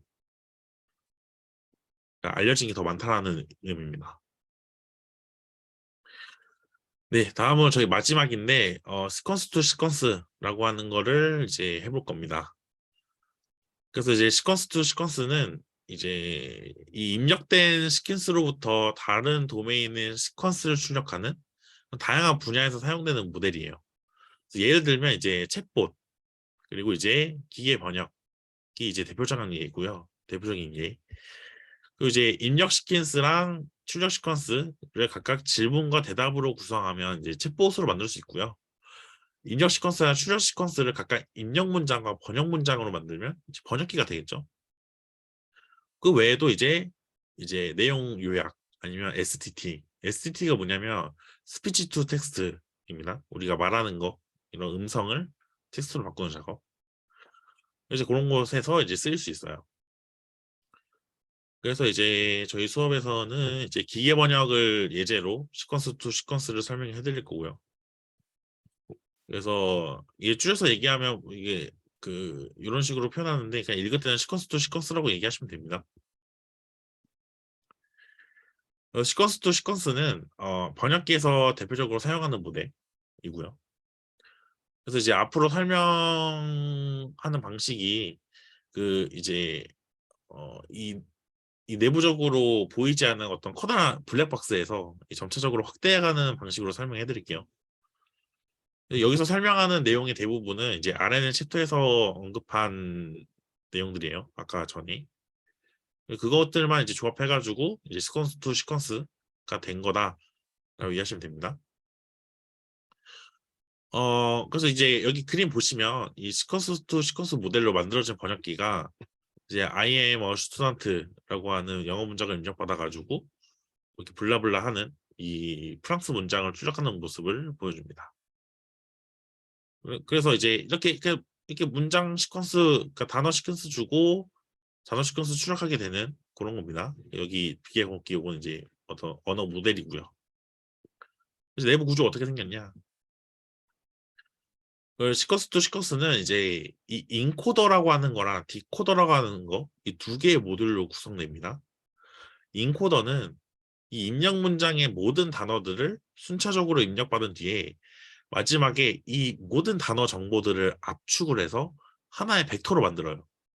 그래서 그걸 이제 컨텍스트 벡터라고 얘기를 하는데 이제 입력 문장의 정보가 하나씩 그러니까 아니죠. 입력 문장의 정보가 하나의 컨텍스트 벡터로 모두 압축이 되면 인코더는 이제 컨텍스트 벡터를 이제 디코더라고 하는 모듈에 전송을 하게 돼요. 그래서 디코더는 컨텍스트 벡터를 받아가지고 번역된 단어를 한 개씩 수차적으로 출력하게 됩니다. 컨텍스트 벡터는 제가 뒤에서 다시 한번 설명해 드릴 거고요. 어, 보시면 여기서는 지금 원소가 4개인데 그 보통 실제 사용되는 모델에서는 이제 수백 개 이상의 차원을 갖고 있다라고 해요. 그래서 이 컨텍스트라고 하는 이 인코더에서 이 IM 스튜던트라고 하는 요 값이 이제 인베딩 돼가지고 숫자적으로 이게 하나씩 넣어지면서 값이 계산이 되면서 맨 마지막에 그냥 벡터 하나가 딱 튀어나와요. 그게 컨텍스트 벡터입니다. 그 벡터 하나 가지고 디코더에 넣어가지고 얘를 이제 블라블라 하는 거를 출력하게 되는 겁니다. 그래서 이제 이 인코더 아키텍처랑 디코더 아키텍처의 내부는 그냥 RNA 아키텍처 이렇게 두 개 그냥 따로 이렇게 퉁퉁 이렇게 있는 거거든요. 그 입력 문장을 받는 RNN 셀을 이제 인코더라고 하고요. 출력 문장을 출력하는 RNN 셀을 이제 디코더라고 부르고요. 이제 여기서는 이제 그 인코더의 RNN 셀을 주황색으로 그친 그림이 주황색으로 표현한 거고 지금 이 초록색은 이제 디코더의 RNN 셀이라고 보시면 되겠습니다. 근데 이 그림 보시면 알겠지만 지금 RNN이 아니라 지금 LSTM이죠. 그래서 보통 설명을 RNN처럼 설명해 드리는데 사실 이제 그거를 그냥 RNN 셀을 그냥 LSTM 셀 아니면 GRU 셀로 그냥 갖다 갈아 끼울 수 있으니까 그래서 뭐 그렇기도 하고 이제 RNN이 성능이 그렇게 좋지 않기 때문에 앞서 문제점 말씀드렸죠. 장기 기억 의존성 문제 뭐 그런 게 있기 때문에 LSTM이랑 GRU 셀 쓴다라고 보시면 되겠습니다.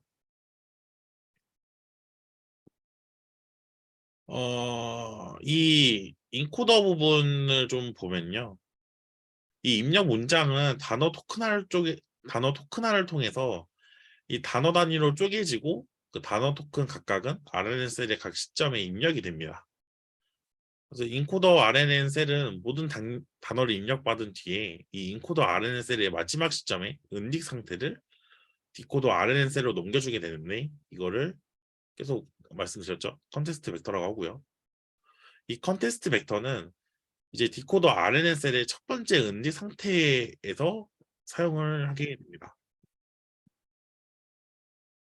그래서 이 디코더 부분 이 디코더는 초기 입력으로 문장의 시작을 의미하는 심볼인 SOS라고 하는 게 들어가고요. 그 다음에 디코더는 이제 이 SOS가 입력이 되면 SOS 이제 스타트 오브 시퀀스 였나? 아무튼 그런 의미일 거예요. 그래서 이제 그게 입력이 디코더에 이제 SOS라고 하는 토큰이 입력이 되면 다음에 등장할 확률이 높은 단어를 예측을 합니다.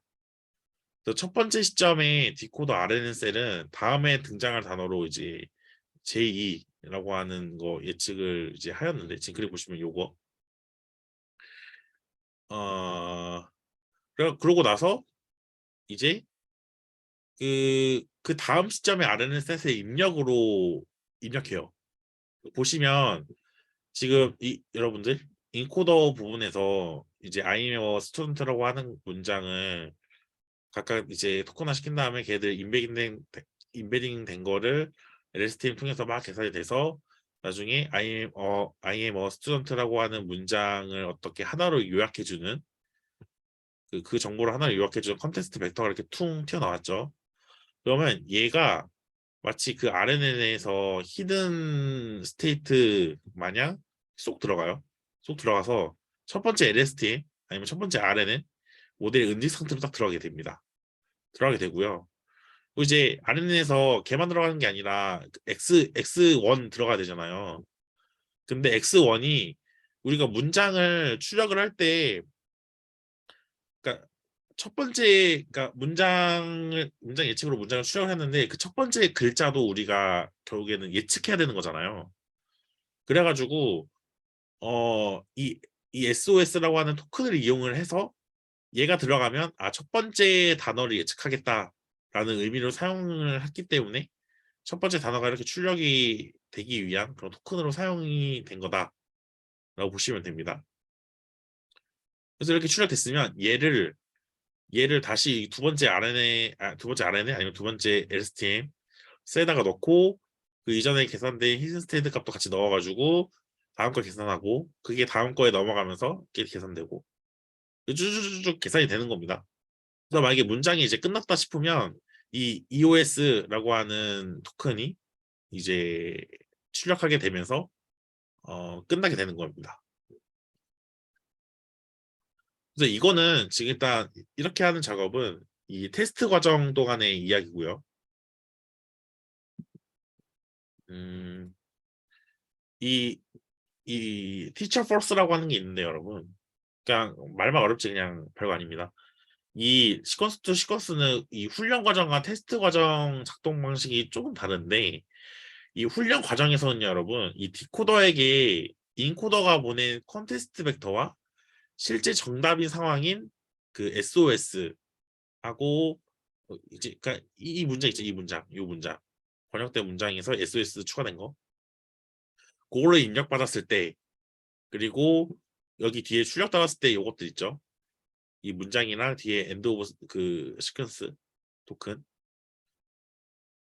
요거가 나와야 된다라고 그러니까 정답을 알려줘요. 정답을 알려주면서 훈련을 시키거든요. 그래가지고 이제 이거를 이제 티처 퍼스라고 하는데 그냥 그 컨테스트가 잘못된 경우도 있으니까 그런 경우에는 이게 출력도 잘못될 경우가 있거든요. 그래가지고 그걸 보정해주기 위해서 실제 정답을 이제 끌어와가지고 실제 정답일 때를 끌어와서 훈련일 때 쓴다라고 보시면 되겠습니다. 원래는 그냥 뒤에 그 막 성능 비교할 때 뭐 크로스 엔트로피나 이제 그런 것처럼 손실함수 쓸 때만 했었잖아요. 근데 여기에서는 시퀀스 투 시퀀스에서는 이제 티터펄스라고 하는 기법을 적용할 때 실제 레이블, 그러니까 실제 값을 쓴다 보시면 되겠습니다. 음, 뭐 그러고요. 그 이제 컴퓨터는 이게 사람이 아니잖아요. 그래가지고 그러니까 텍스트보다는 이제 숫자를 잘 처리하겠죠. 원래 그런 거 처리하라고 만든 기계잖아요. 그래서 이제 자연어 처리에서 이 텍스트를 벡터로 바꾸는 방법이 있는데 그걸 워드 임베딩이라고 설명을 했었어요. 처음에 이번 시간 처음에. 그래서 이 시퀀스 투 시퀀스에서 사용되는 모든 단어들은 이 임베딩 벡터로 변한 후에 입력으로 사용이 됩니다. 그냥 i가 이렇게 퉁하고 LSTM으로 들어가는 게 아니라 i라고 하는 게 임베딩으로 처리돼서 그 임베딩 벡터라는 값으로 변하면서 그 벡터 값이 이 셀에 들어간다 하는 겁니다. 그래서 이제 지금 그리 보면 i가 이렇게 퉁하고 들어가는 게 아니라 그 사이에 임베딩 있죠. 이 임베딩 층, 임베딩 레이어라고 부르거든요. 임베딩 레이어가 이렇게 들어가 있는 그림 볼 수 있습니다. 그래서 이제 예를 들어서 I am a student라고 하는 단어들에 대한 임베딩 벡터를 이제 표현을 하면 이제 이런 식으로 벡터를 표현할 수 있겠죠. 그래서 이제 뭐 일단 이렇고요. 그 RNS를 좀 확대해서 보면요. 이 현재 시점을 이제 t라고 할 때 이제 RNS는 t-1에서의 은리 상태랑 그 t에서의 입력 벡터를 입력으로 바꾸요. 그다음에 t에서의 은리 상태를 만듭니다. 이때 t에서의 은리 상태는 바로 위에 또 다른 은리층이나 아니면 출력층이 존재할 경우에는 이제 위로 보내고요. 필요 없으면 이제 값을 무시할 수 있겠죠. 그리고 이제 RNSL은 이 다음 시점에 해당하는 t 플러스 1의 RNSL의 입력으로 이제 현재 t에서의 은지 상태 값을 입력으로 보냅니다.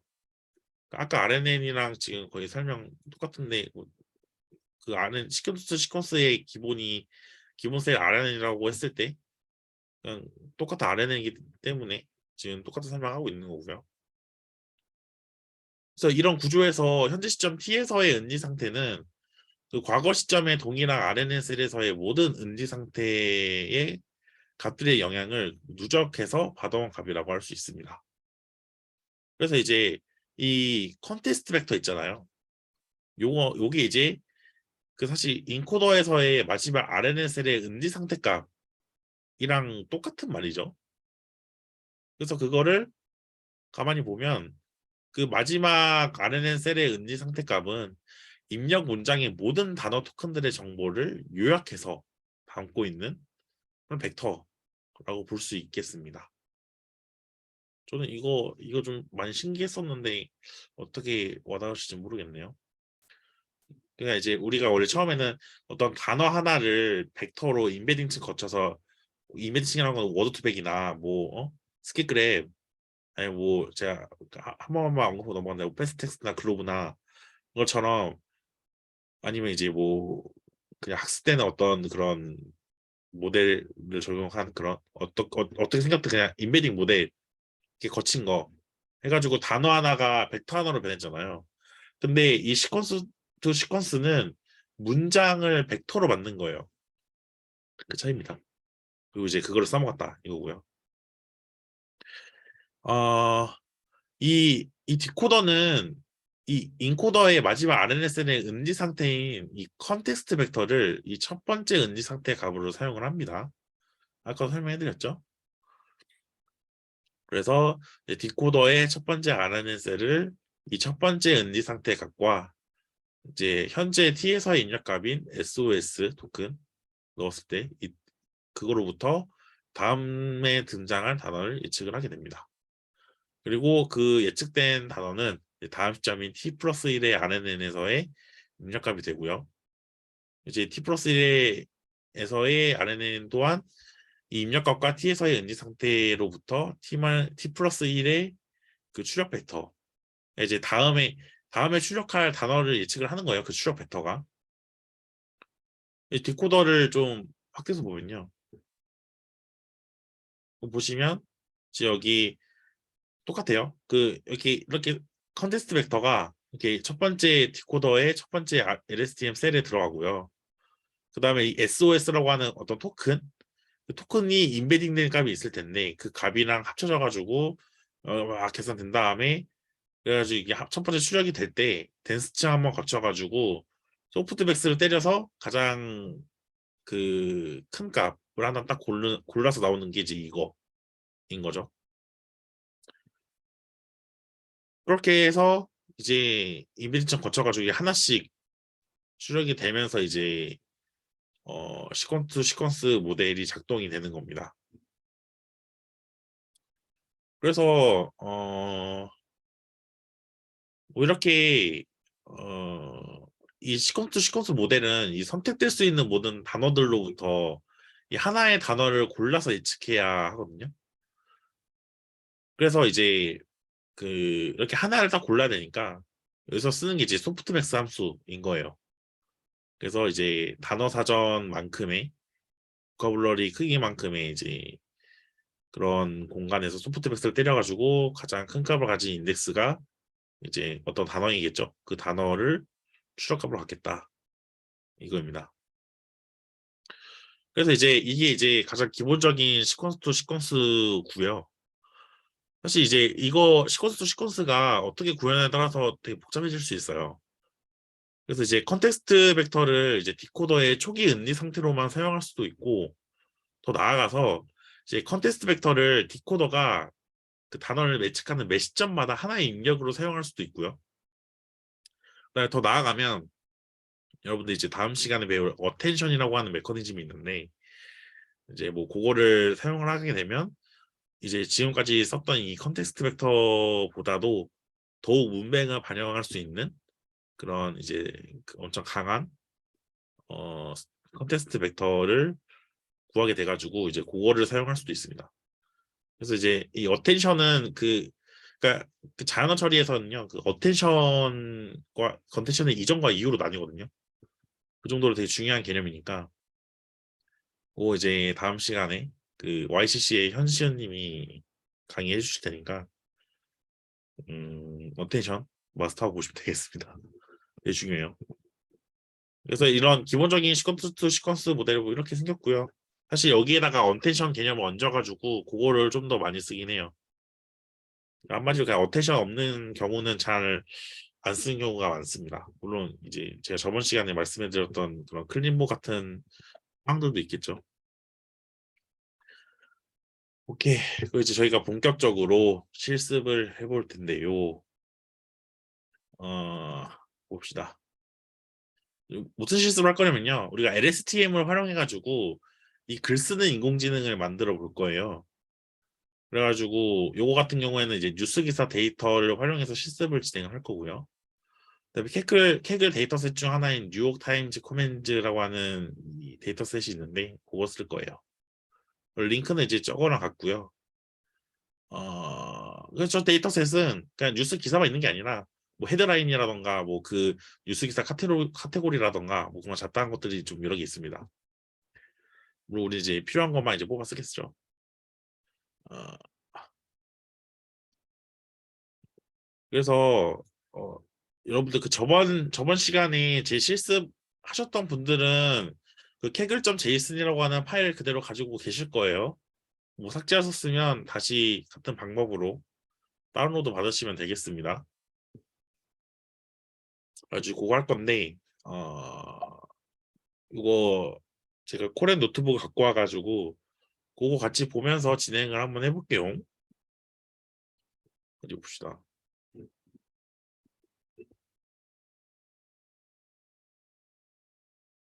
어, 끄고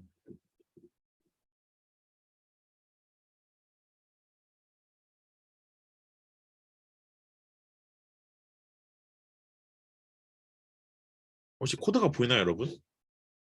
보이시면 채팅 좀.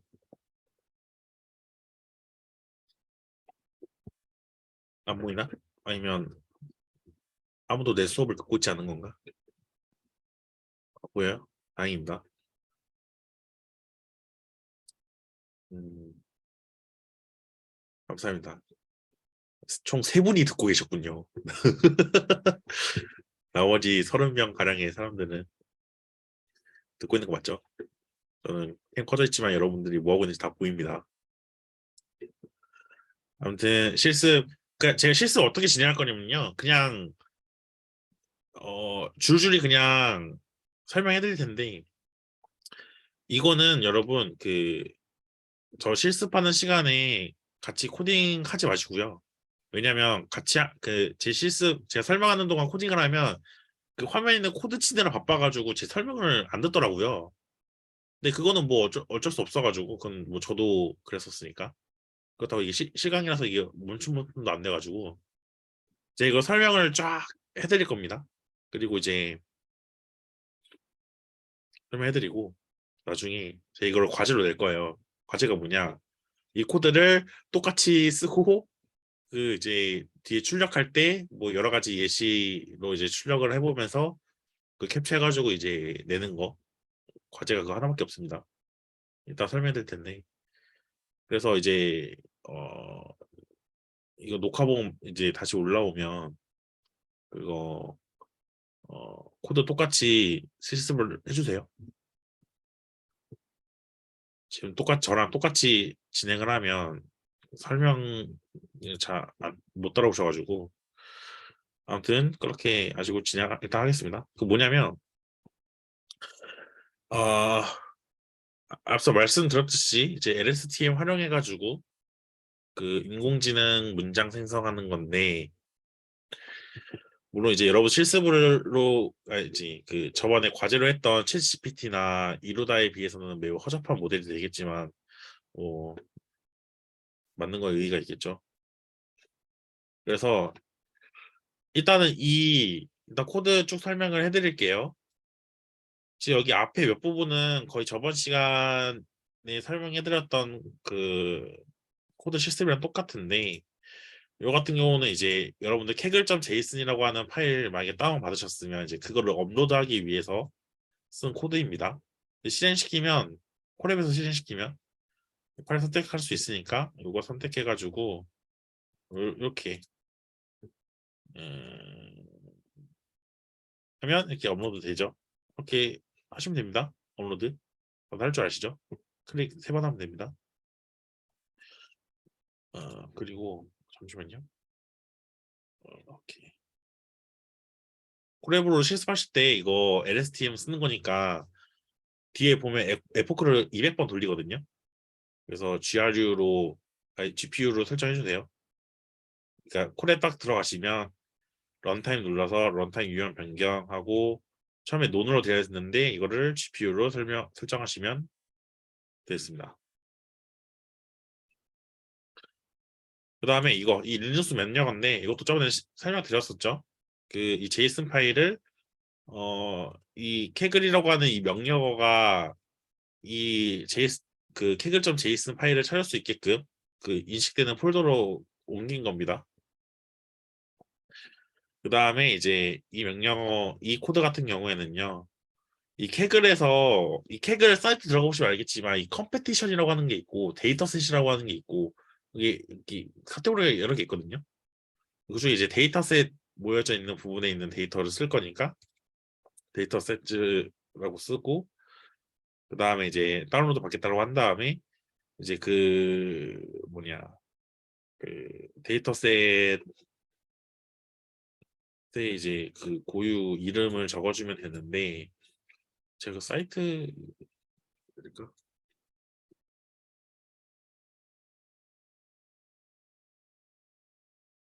야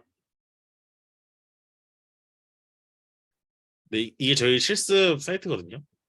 그래서 아까처럼 이런 코드 쓰실 때 이거 코드가 어떻게 나오는 거냐면 여기 띵띵띵 누르셔서 이 카피 API 커맨드 있거든요. 카피 하시면 그냥 이거랑 똑같이 나와요. 이런 식으로 다운로드 받을 수 있다 하시면 됩니다. 다운로드 받으시면 그거 확인하고 싶잖아요. 그러면 여기 왼쪽에 이 폴더 이거 누르시면 이렇게 나오는데 여기 새로 고치 한번 누르시면 저 이거 실행 안 했나? 아 죄송. 이거 실행시키고요. 다운받는데 살짝 시간이 걸립니다.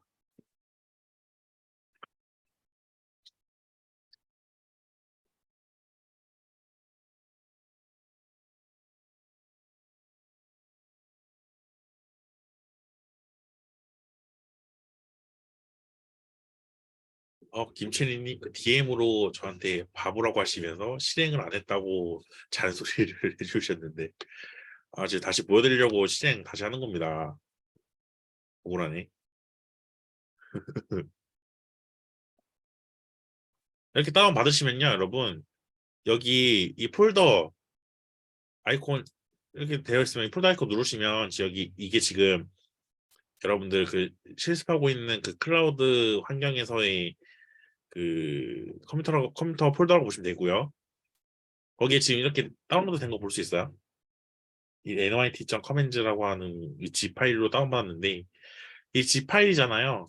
그래가지고 이 압축 풀어야 됩니다. 그래가지고 이 명령어 쓰시면 압축이 풀리면서 이 데이터 언더바인이라고 하는 폴더가 생성되면서 동시에 그 안에 압축 풀린 값이 들어가게 됩니다.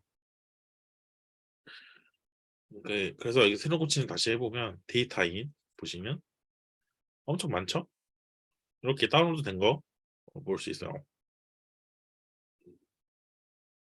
예를 들어서 이제 거기 파일이 여러 개 있으니까 하나 일단 대충 가져와 보면 이제 뭐 엑스트랙트, 아티클 아이디, 뭐 아티클 워드 카운트, 슈슈 뭐 여러 가지 정보들이 이렇게 있죠. 그래서 우리가 필요한 것만 이제 가져올 겁니다.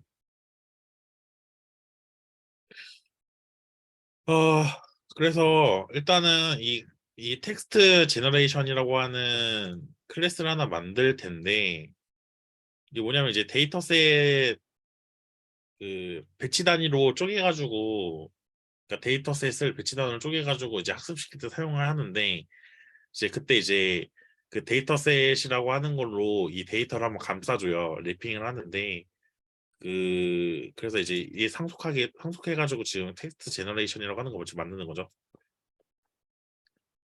어, 그래서 이제 이렇게 클래스를 만든 거를 보면 일단은 그 모든 단어들을 일단 소문자로 바꾸고 특수문자를 제거하려고 해요. 이 대문자 소문자 제거하는 이유는 그 뭐냐 어,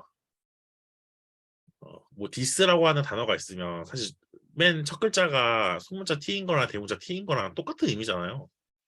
뭐 뉘앙스가 아주 다를 수 있겠지만 근데 이제 그거를 다 예외를 안 두고 그냥 대문자는 대문자인대로 소문자는 소문자인대로 하면 단어 그 뭐냐 단어 사전의 크기가 엄청 커지겠죠. 그래서 소문자로 일단 다 바꾸는 겁니다. 그리고 특수문자도 다 제거를 하고요.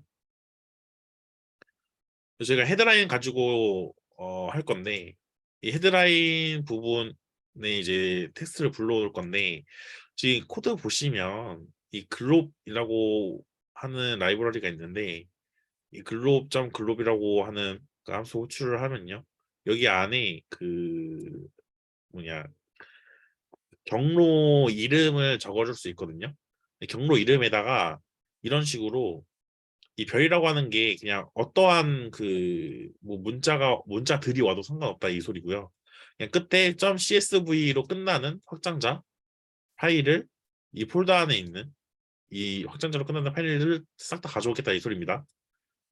가져오는데 그 텍스트가 리턴 값은 텍스트로 된 텍스트가 원소인 리스트예요. 그래서 이제 여기 포문에 들어간 게 지금 파일 네임 들어가 있잖아요. 그래가지고 여기 이렇게 이제 이 CSV 파일들이 다 찾아져 가지고 그게 리스트로 되어 있는데 그 파일 이름들이 여기 하나씩 담기면서 이제 여기 포문 안에 있는 값들이 실행이 되는 거예요. 그래서 보시면 이제 CSV 파일 읽은 다음에 그 이 데이터 셋의 헤드라인 값만 따로 뽑아가지고 이제 or 헤드라인즈에다가 이제 어펜드하는 걸 볼 수 있습니다. 그 헤드라인 중에 이제 언더온이라고 하는 그러니까 헤드라인이 없는 거나 아니면 뭐 결측지가 이제 사전에 있어가지고 그거 제거하는 작업을 지금 이 코드를 한 거고요. 그 다음에 이제 구두점을 제거하고 이제 전처리가 된 문장들을 이제 리스트로 변환을 하는데 그 작업을 이 코드로 이제 하는 겁니다. 그 BOW 이거 백오브 워즈 줄임말입니다. 그래가지고 셀프점 이제 BOW 해가지고 일단 딕셔너리 형태로 하나 만들고요. 그래서 이제 단어 사전 만들어야 되니까 이 모든 문장의 단어를 추출해가지고 이제 고유 번호를 지정을 하는 작업을 합니다.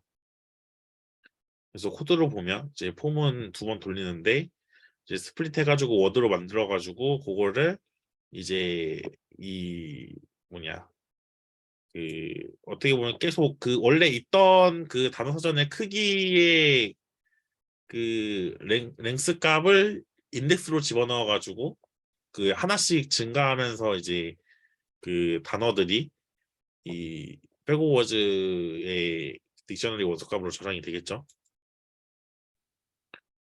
그리고 이제 모델의 입력으로 사용할 데이터를 이제 이런 식으로 만들고요. 이 제너레이트 시퀀스는 이제 밑에 함수로 정의를 하는데 뭐냐면 이제 단어 2개를 입력을 해가지고 그 다음 단어를 정답으로 만들게끔 이렇게 코딩을 하시면 되겠습니다. 그래서 지금 현재 단어고 다음 단어랑 다다음 단어인 거예요.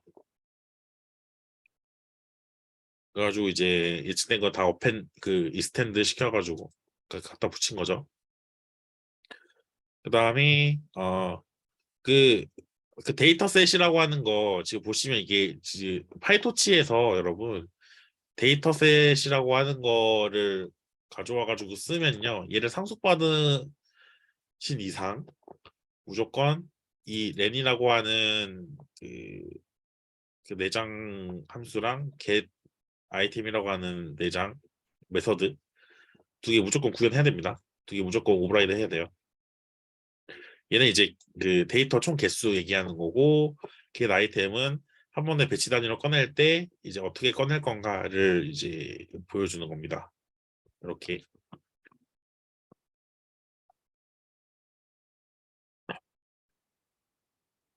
그렇고요. 음. 또 얘 일단 실행 시켜 볼게요. 이렇게.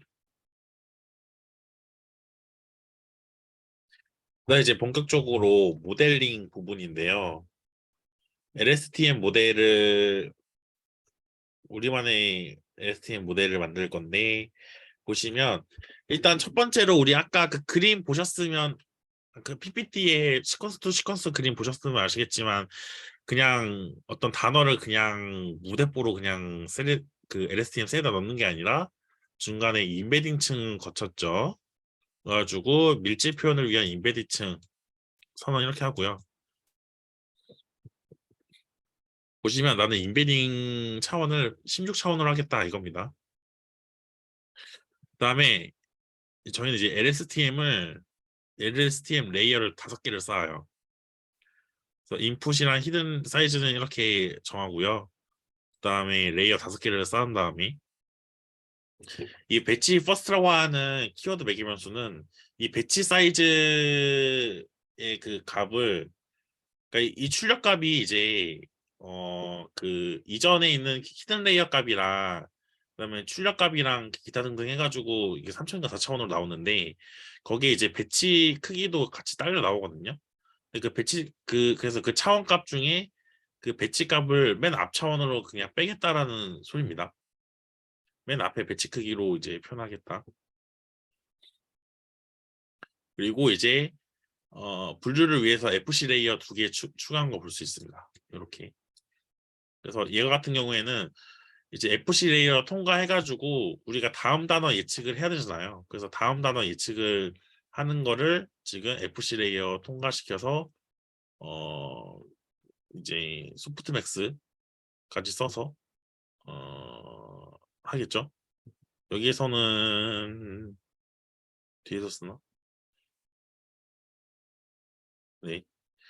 그 활성화 함수도 렐루 함수 쓰고요. 여기서는 포워드 보시면요. 일단은 인베딩 층 먼저 거친 다음에 입력 데이터를 그 다음에 이제 LSTM 이제 싹 거치고 그 다음에 이제 FC 레이어로 넣을 수 있게끔 형태를 이런 식으로 변환을 해주고요. 그 다음에 추출 통과해가지고 마지막 FC 레이어 통과해온 값을 이제 리턴하는 그런 모델을 일단 만들었습니다. 모양새는 저렇고 네, 실시켜 볼게요. 그 다음에 이제 본격적으로 학습을 시킬 건데 이 디바이스 이 부분은 제가 첫 수업 때 말씀해드렸었나? GPU 할당하는 코드입니다. 내 GPU가 있으면 GPU 할당하고 없으면 그냥 CPU 쓰겠다라는 거고 이걸 디바이스에다가 변수에 집어넣어가지고 우리가 이제 모델에다가 모델 뒤에 2하고 이렇게 디바이스 이렇게 넣으면 걔 실행할 때 GPU 환경에서 실행시키겠다 이 소리 하는 겁니다.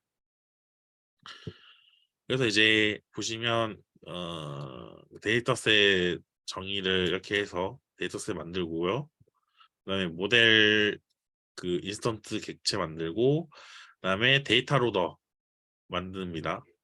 이제 그 앞에 합성곡 신경망 할 때 데이터 로더까지 다 하셨나? 데이터 로더 혹시 배웠나요, 여러분? 몰라요? 제가 지금 무슨 말 하는 건지 모르시나요? 아무튼 파이토치에서 데이터 로더로 감싸야지 이제 배치 단위를 쪼개실 수 있거든요. 그거 하기 위해서 데이터 로더 감싸고요. 그다음에 오티마이저로 아담 쓰겠다는 거고 이제 에포크 돌리는 학습 부분인데 이 TQDM은 그냥 출력 이쁘게 만들어주는 뭐 그냥 그런 거예요. 그래서 이걸로 이제 감싸면 그냥 출력 이쁘게 나오는 거 그런 기능 하는 거고요. 아무튼 이제 그 전체 데이터셋에 대해서 200번 에포크를 돌릴 건데 일단 첫 번째로 여러분 기울기 초기화 해야겠죠? 그래서 옵티마이저에서 제로그라드 메소드 실행시키고요. 그다음에 모델 실행시킵니다. 그래가지고 그러면 여기 프레드에 출력값 나오겠죠? 그다음에 이제 로스값 계산을 이렇게 합니다. 그리고 다음에 이제 그 저기 역정파 진행을 해야 되니까 로스에 이제 백워드 함수 호출한 다음에 그 다음에 이제 그 가중치 업데이트하는 오티마이저의 스텝 함수를 호출을 해가지고 업데이트 시켜요. 그리고 이제 에포크 하면 그 로스 출력할 수 있게끔 합니다. 에포크 끝나는 게 아니라 에포크 중마다. 그리고 맨 마지막에 톤치점 세이브는 이제 그 모델 학습된 그 가중치들 저장한다라고 보시면 돼요. 스테이트딕은 이제 모델의 가중치 저장하는 거고요. 그다음에 이제 뭐 이러한 파일 이름으로 저장하겠다 이 소리입니다. 그래서 얘 실행시키면요, 여러분 아마 이게 좀 시간이 조금 걸릴 거예요.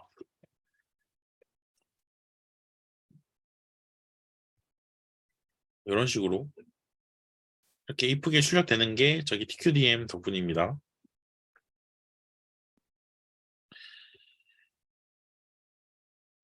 이렇게 출력이 되면서 이게 200번 돌아갈 거고요.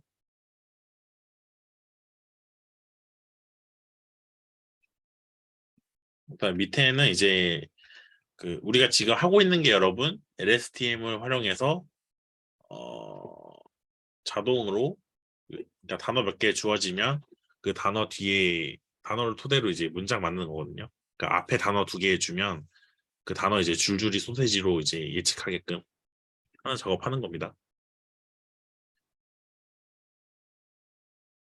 그래서 이제 다음 단어들이 잘 예측이 되게끔 이렇게 학습이 진행된다라고 보시면 되겠습니다. 지금 4분의 1 정도 됐으니까 좀만 기다리면 학습이 다 될 거예요.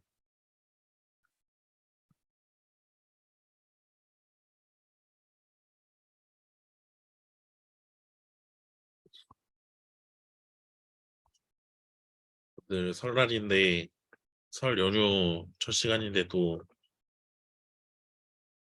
수업을 들으러 와주셔서 감사드리고 배가 고프네요.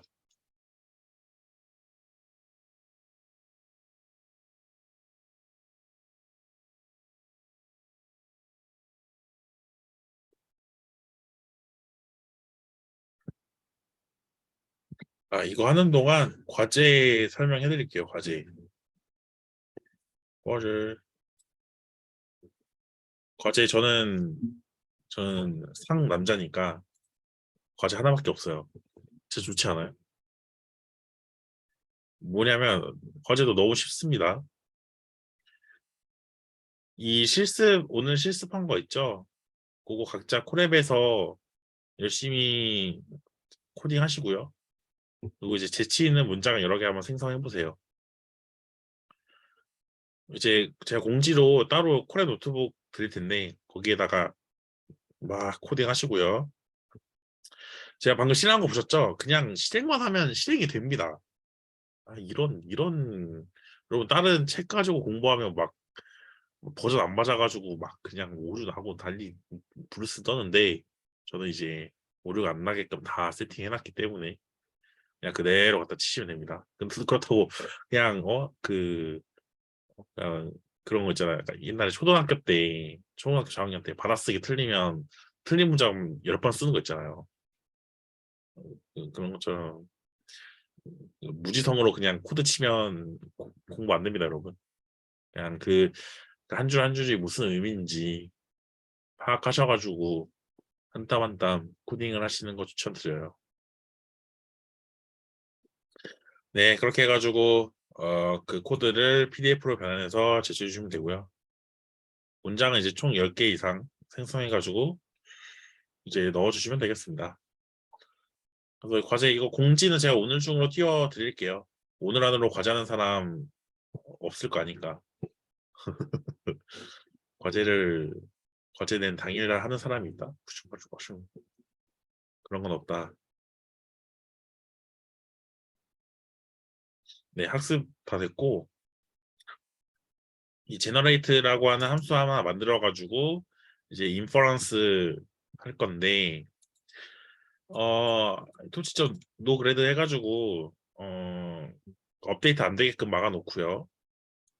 그 다음에 이제 입력 문장을 이제 텐서로 변경하는 작업 이제 이 코드로 이렇게 진행을 하고 그 다음에 이제 텐서를 이제 이 언스퀴즈가 뭐냐면 여러분 그, 그 뭐냐 그 출력된 그 값의 차원 중에 그냥 자리만 차지하고 그러니까 1이라고 하는 자리만 차지하고 있는 그 차원들 있거든요. 그거 없애주는 거고요.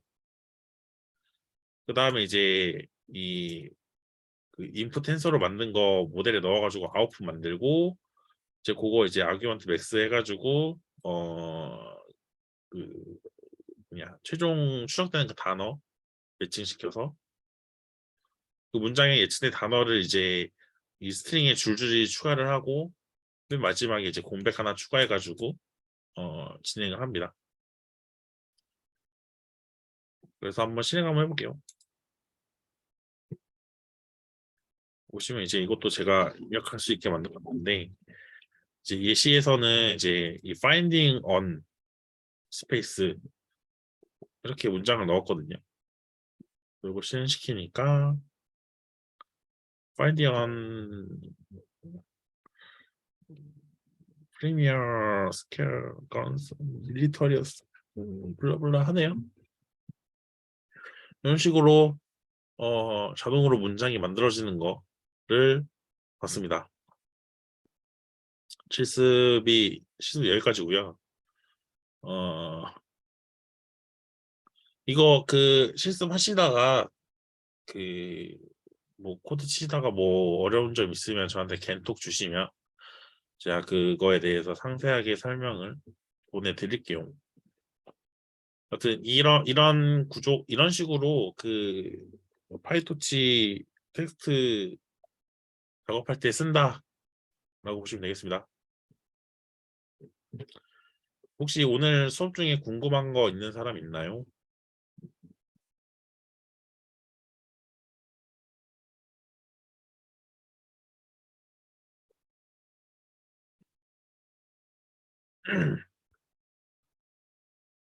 옛말에 그런 말이 있었습니다.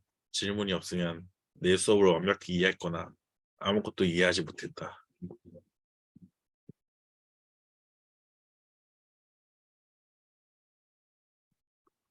모두 이해한 거라고 뇌내 망상하겠습니다.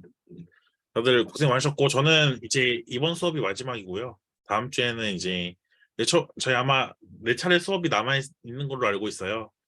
그래가지고 그 수업 열심히 들으셔서 자연어 처리 대학원으로 가시기 바랍니다. 교수님의 노예를 하셨으면 좋겠네요. 포닥까지 하세요. 네, 일단 저희 그럼 수업 마무리하겠습니다, 여러분.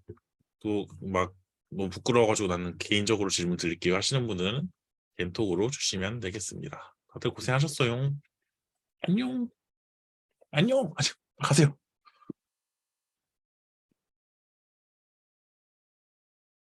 이거 저도 그냥 나가면 이거 영상 저장 되는 거겠죠? 뭔가 불안한데? 맞아요? 여러분 안녕히 계세요. 도비는 자유